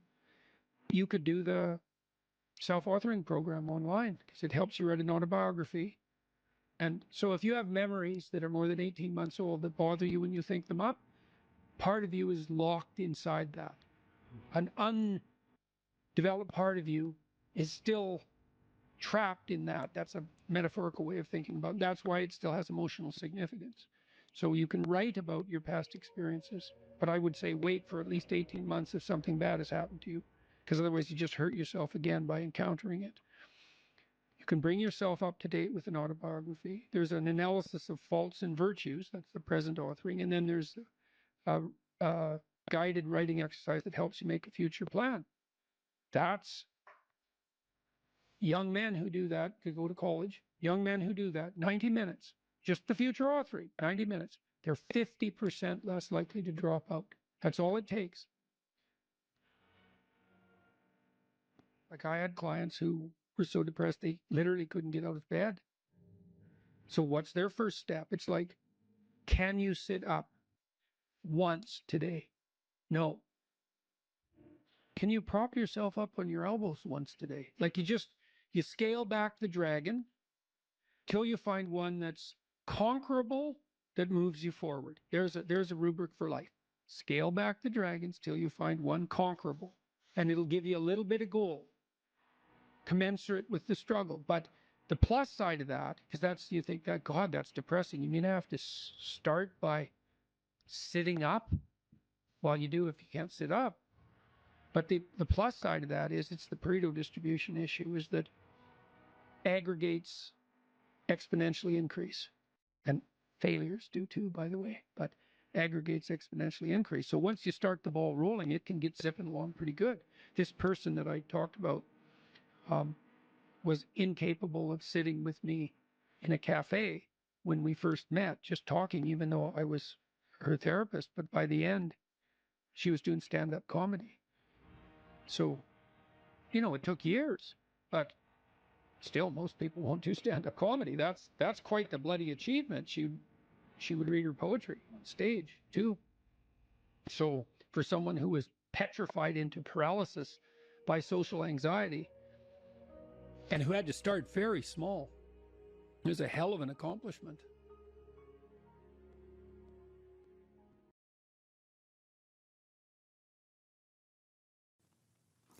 I read about the Columbine massacre and the kids who undertook it. That'll make your hair stand on end if you want to read something that will really disturb you. Reading Eric Harris's writings will really disturb you. No matter how much you know about human beings, reading Eric Harris's writings will disturb you. And Harris is Cain, He says it straightforwardly. He hates human beings. He hates being itself. He would destroy everything if it was within his power to do that. And of course, him and his colleague were motivated to produce far more carnage than they managed that day. What was successful was only a fraction of what they had planned. And Harris said very straightforwardly that he had set himself up as the judge of being, and that it lacked all utility in his eyes. Human beings certainly should all be removed from the face of existence because of their pathology and the fundamental horrors of being itself. So there's nothing in the Cain and Abel story that isn't real. It's real, and Cain complains to God, as people will when their dreams are dashed. And that goes for people who don't believe in God too. It doesn't really matter, It's harder, I suppose, if you're atheistic to figure out who to blame. But that doesn't mean that the sentiment, well, it doesn't mean that the sentiment is any different. Right? The same drama is being enacted. You shake your fist at the structure of being rather than at God himself, but it doesn't make any difference except in the details. So God responds to Cain and tells him that he's got no right to judge being before he gets his sacrificial house in order. And even worse, he says that Cain is the architect of his own downfall, and the invited catastrophe into his own house willingly, and entered into a creative union with it, and therefore brought about his own demise. And it's that additional self-knowledge, and you can imagine too, imagine that you're facing your life, you're facing the failures of your life, and let's say that you've had a failed life, and you're bitter about that, and then you meditate upon it, and you think, well, why has this come about? And then you think, well, perhaps I did something wrong. When Alexander Solzhenitsyn wrote the Gulag Archipelago, which is the book that detailed the catastrophes of the Soviet Union and helped bring it down, there's one part of that book that just struck me so viciously when I read it. He was in the Gulag, and he was there for a very long time, and he said that he observed a variety of people in the camps who he really admired. They were rare. They were usually religious believers in his experience, who were not participating in the pathology of the camps at all, period, no matter what. He said he learned a lot from watching those people. He had a hard time believing that they even existed, that they could even exist. But he said that one of the things that he was brought to as a consequence of watching those people live their contract with goodness out, even under the most horrifying of conditions, was that it was possible that he himself was responsible for his position in the camp. Now, it's a very dangerous line of argumentation, you know, because who wants to be the one who blames the victim for the catastrophe? You know, you have to be very careful when you walk down that road. But Solzhenitsyn was speaking about himself. And he said, well, he was a communist, you know, and he arrogantly and forthrightly moved the movement out into the world and had not fully gone over his life with a fine-tooth comb to find out what mistakes he had made that brought him so low. But his contention eventually was that part of the reason that he ended up where he ended up was because he and many others had completely forfeited their relationship with the truth and allowed their society to degenerate into deceit and tyrannical catastrophe without mounting sufficient opposition. And so he decided when he was in the camps to straighten himself out bit by bit, and that culminated in the production of the Gulag Archipelago, and that book really demolished once and for all any moral credibility that the communist totalitarian systems had left. And so one man in the depths of catastrophe, who determined through good example, at least in part, to stop lying, produced a book eventually that demolished the foundation of the very system that had imprisoned him. And that is really worth thinking about. That's one example of the absolute grandeur of the human soul and the capacity for transformation that it has when let loose properly on the world. So let's say you're conceptualizing your own failure, you know, and you meditated on it and you come to the conclusion that God forced Cain to. Hey, not only have things not been going very well for you, but it's actually your fault. And not only that, you brought it on yourself. And not only that, you knew it all the time. Well, then you might think you'll wake up and fly right? You'll get your wings in order and fly right, but there's no reason to assume that at all, and that's not what happens to Cain.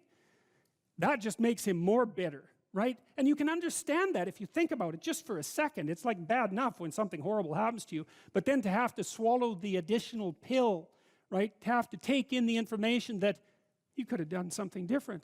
It was avoidable, and you knew it at the time, and you decided to do it anyways. And I think people are in that situation a lot more often than anyone is willing to admit. You know, you have that little voice in the back of your head that says, don't do it. And you override it. And you know it's arrogance that makes you override it. It's always arrogance, you know. It always warns you. It's always arrogance. Yeah, I can get away with it. It's like, no, you can't. I don't think you ever get away with anything. So, and maybe your experience has taught you different, but my suspicions are it hasn't. And if you think it has, well, the other shoe hasn't yet dropped. So Cain doesn't take the opportunity to let God's wisdom reorient his character. And that could have been the outcome. He could have got down on his knees, so to speak, and said, oh my God, I've been wrong all along. I've been living improperly. I've been making the wrong sacrifices. Abel deserves everything he has. I got exactly what was coming to me. You know, could I possibly now straighten myself out and live in repentance and improve my position? But that's not what he did at all. He said, all right, fair enough. I get it. It's like, I'm going to go after the thing I most admire, and I'm going to destroy it. And I'm going to do that despite its cost to me. And I'm going to do that just to spite the creator of being. Well, that's exactly what Harris did at Columbine. It's exactly what he says, in fact, in his uncanny writings. It's why the mass murderers always shoot themselves afterwards, not before. Because you might wonder, if you're so upset with the structure of being, why you don't just commit suicide in your basement? Why do you have to go out and mass murder before you top it off with a gun to your forehead? Well, you don't make the point as effectively if you just commit suicide in your basement. It's like, well, my life means nothing to me, but neither does anyone else's, and neither does the structure of being itself, and I'll take all my revenge as much as I possibly can, and then just to show you how little I care, I'll cap myself off at the end. And I would say also, people say all the time, I don't understand how that could happen. It's like, I don't believe that. I think an hour of thought, of real thought, real thought about your darkest feelings about existence itself illuminates the pathway to that sort of behavior quite clearly. And I think if you, I mean, I might be wrong. Like, I might be a darker person than most, and it's certain. Okay.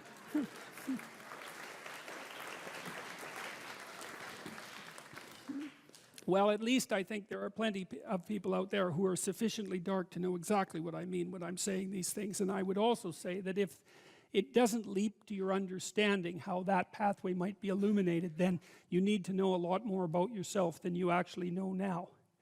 Because whatever you might say about someone like Eric Harris, he was a human being too, you know. There's this idea in the New Testament that Christ was he who took the sins of the world unto himself. It's a very complicated idea, but part of it is associated with the idea that he met the devil in the desert as well. To take the sins of mankind onto yourself is to understand that within you dwells exactly the same spirit that commit the atrocities at Columbine or that ran the camps at Auschwitz, and to actually understand that that's part and parcel of your makeup, and then to take responsibility for it.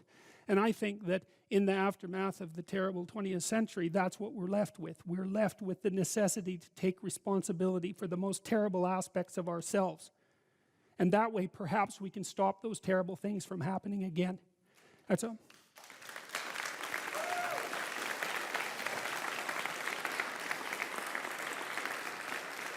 And that also means, you know, that you don't look for the, what would you call it, the purveyor of malevolence outside yourself, right? It isn't someone else, even though sometimes it's someone else. You know what I mean. It's like there are identifiable perpetrators, but that's not precisely the point. The point is something more like that the proper place for the encapsulation of that malevolence, at least the proper place to start, is within the confines of your own existence, and then perhaps within the confines of your family. And that way you're not a danger to those that you misapprehend as malevolent and evil, because you won't get your aim right to begin with.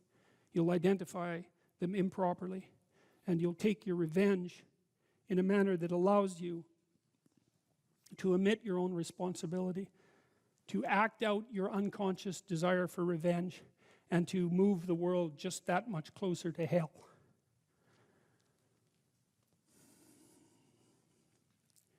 Well, so Cain kills Abel.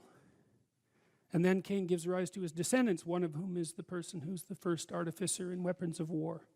And then comes the flood, right?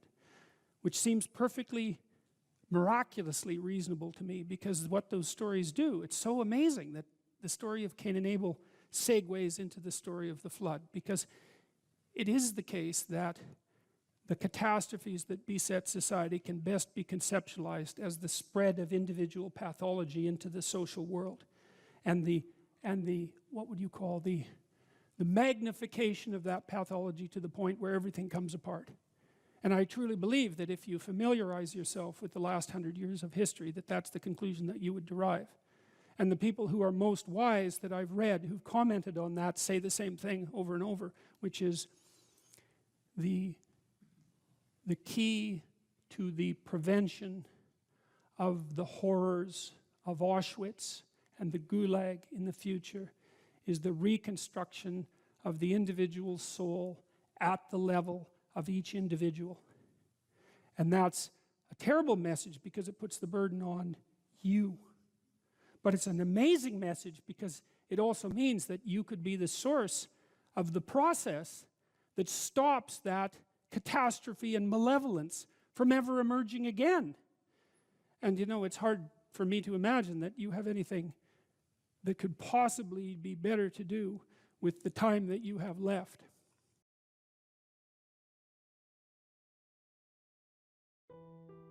I plan on taking my own life very soon.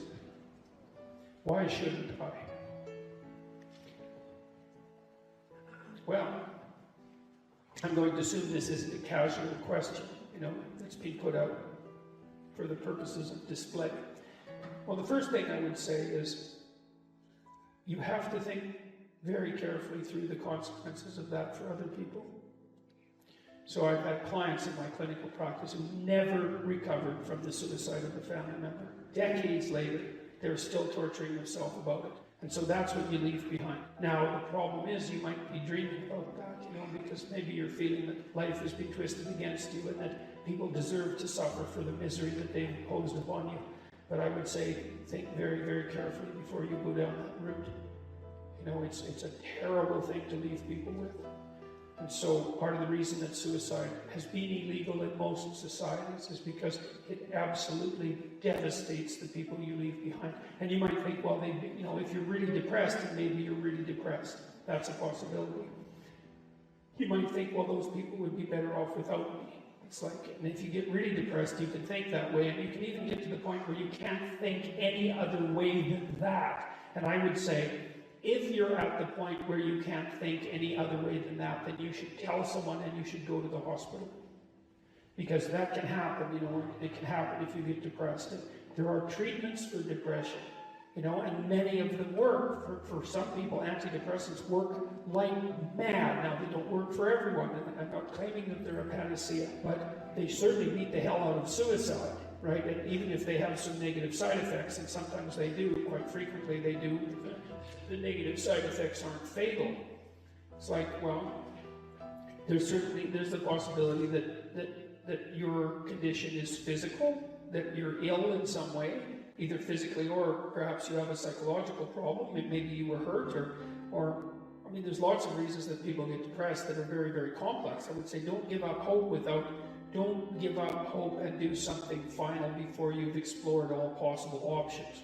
And if you haven't talked to a psychologist, you haven't talked to a psychiatrist, you haven't tried antidepressants, you haven't revealed to your family or people that care for you that this is how you're feeling, then you owe it to yourself and them to explore every possible avenue before you take such a step. And then you don't want to deprive the world of what you can bring to the world. That's the other thing, you have intrinsic value, and you can't just casually bring that to an end. You leave a hole in the fabric of being itself. So, and a wise man that I once worked with said, he was a very strange person. He was a psychologist at the maximum security prison in Edmonton, and I worked with him for a while. Briefly, very briefly, at the prison itself. And he said, you can always commit suicide tomorrow. And that's it's a flippant statement in some sense, but he meant it in a very serious way. It's like, you only get to decide that once. And you can put it off. And so I would say just put it off, and then put it off some more, and then put it off some more, and see what you can do to put yourself together. You explore every possible option. And if you're so hopeless that you have a suicidal plan, which is a real sign of danger, if you really know how you would do it and you've thought it out, then I would say, tell someone for God's sake, tell them, or go to a hospital and tell them. And for sure, try antidepressants. But what the hell do you have to lose? So do everything you possibly can to address the issue before you do something like that. And do give some thought to the people that you're going to leave behind, because believe me, you may just absolutely wipe them out in a way that they will never recover from. You cannot fix someone's suicide. You're stuck with it. And you think you torture yourself for the rest of your life. If I would have only known, if I would have only said something different. This particular client talked to her relative, a sibling, who committed suicide like 20 minutes before he committed suicide, probably after he took the pills. And she was kind of preoccupied because you don't know that the person at the other end is at the end of their tether. And she never forgave herself for not responding properly in that last phone call. That's a hell of a thing to leave someone with. And the final thing I would say is, don't be so sure that your life is yours to take. You don't own yourself the way that you own an object. You have a moral obligation to yourself as a locus of divine value, let's say. You can't treat that casually. It's wrong. So those are the reasons. Explore everything you can explore to put yourself back on your feet. All the things. There's all sorts of treatments for depression. Don't leave the people around you with that to suffer from for the rest of your lives. Don't underestimate your value in the world. And don't underestimate the fact that suicide is wrong. And so those are 4 reasons why you shouldn't end your life soon, or at all, for that matter. So, Our daughter ended her life at 24 due to depression. If someone is determined to end their life, how can one change their mind? Oh, well, first of all, I'm very sorry about that. That's a terrible thing. Look, I had this friend,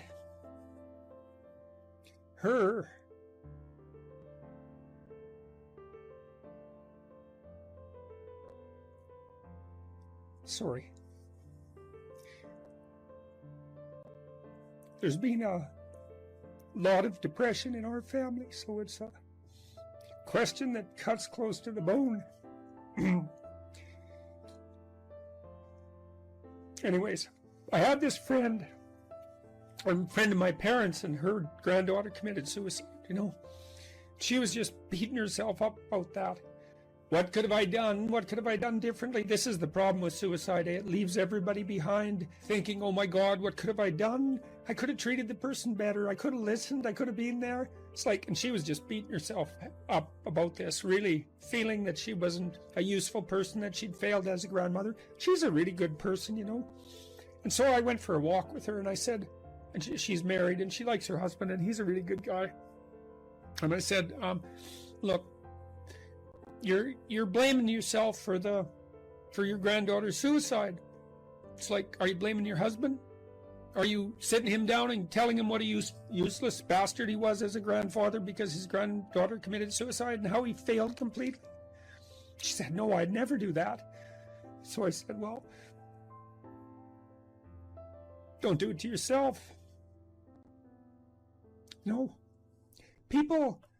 Depression is a terrible thing. And many, many, many things cause it, and we don't understand.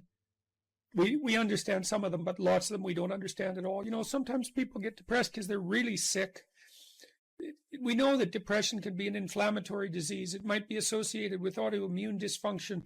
There's lots of reasons that people get depressed, and depressed people can go places that are so dark you just cannot imagine it. And it isn't necessarily the case that you can always rescue someone, you know. But drowning yourself in the aftermath of a suicide is not helpful. So there's a good room for self-forgiveness there, you know. I mean, maybe you did some things you shouldn't have done that were reprehensible and all of that, but you don't want to beat yourself up.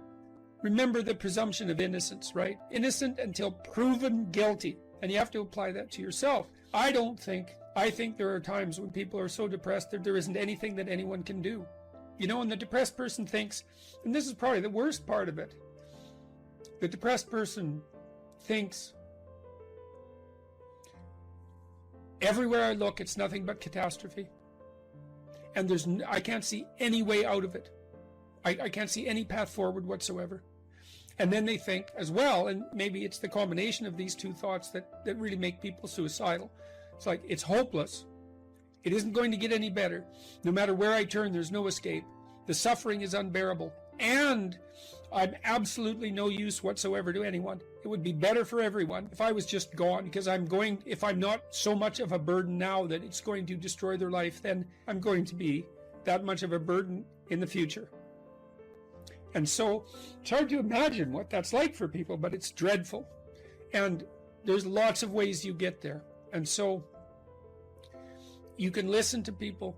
You can desperately encourage them to seek the help they need. You know, like I've seen antidepressants work miracles on very, very many people. Now, they don't work for everyone, and they're not a panacea, but, you know, they have side effects and all of that. But one of the side effects of untreated depression is that you kill yourself, and there is no recovery from that. And the probability is actually rather high. So you can go to war with them about antidepressants. If the person can't get out of their depression and they're suicidal, it's like, what do they have to lose? 1 month on antidepressants. They'll know. Well, they might have to experiment longer, because it would depend on, you know, some people respond better to some classes of antidepressants than the others. It's worth having a war with someone if they're in dire straits and they won't do everything they can to get better. ECT works, electroconvulsive therapy works for intractable depression. It's a terrible thing to contemplate, but the modern versions of ECT aren't. One flew over the cuckoo's nest. And again, it's like, there's no coming back from death. So, look, it isn't clear. You can't rescue everyone. People get sick and they die. And sometimes the way they die looks like it's depression. Depression is a multifaceted phenomenon. You can be there for them, you can listen, you can watch, you can intervene, you can try to understand, you can hold them accountable, you can do all of those things. But everyone has their own destiny, you know, and you're not omnipotent. And so sometimes a catastrophe occurs, like your daughter's. And then you should try to drag the least amount of misery forward that you can. Once you recover from your grief.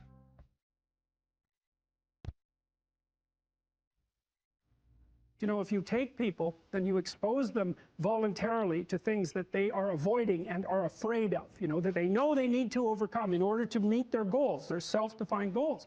If you can teach people to stand up in the face of the things they're afraid of, they get stronger. And you don't know what the upper limits to that are, because you might ask yourself, like, if for 10 years, if you didn't avoid doing what you knew you needed to do, what would you be like?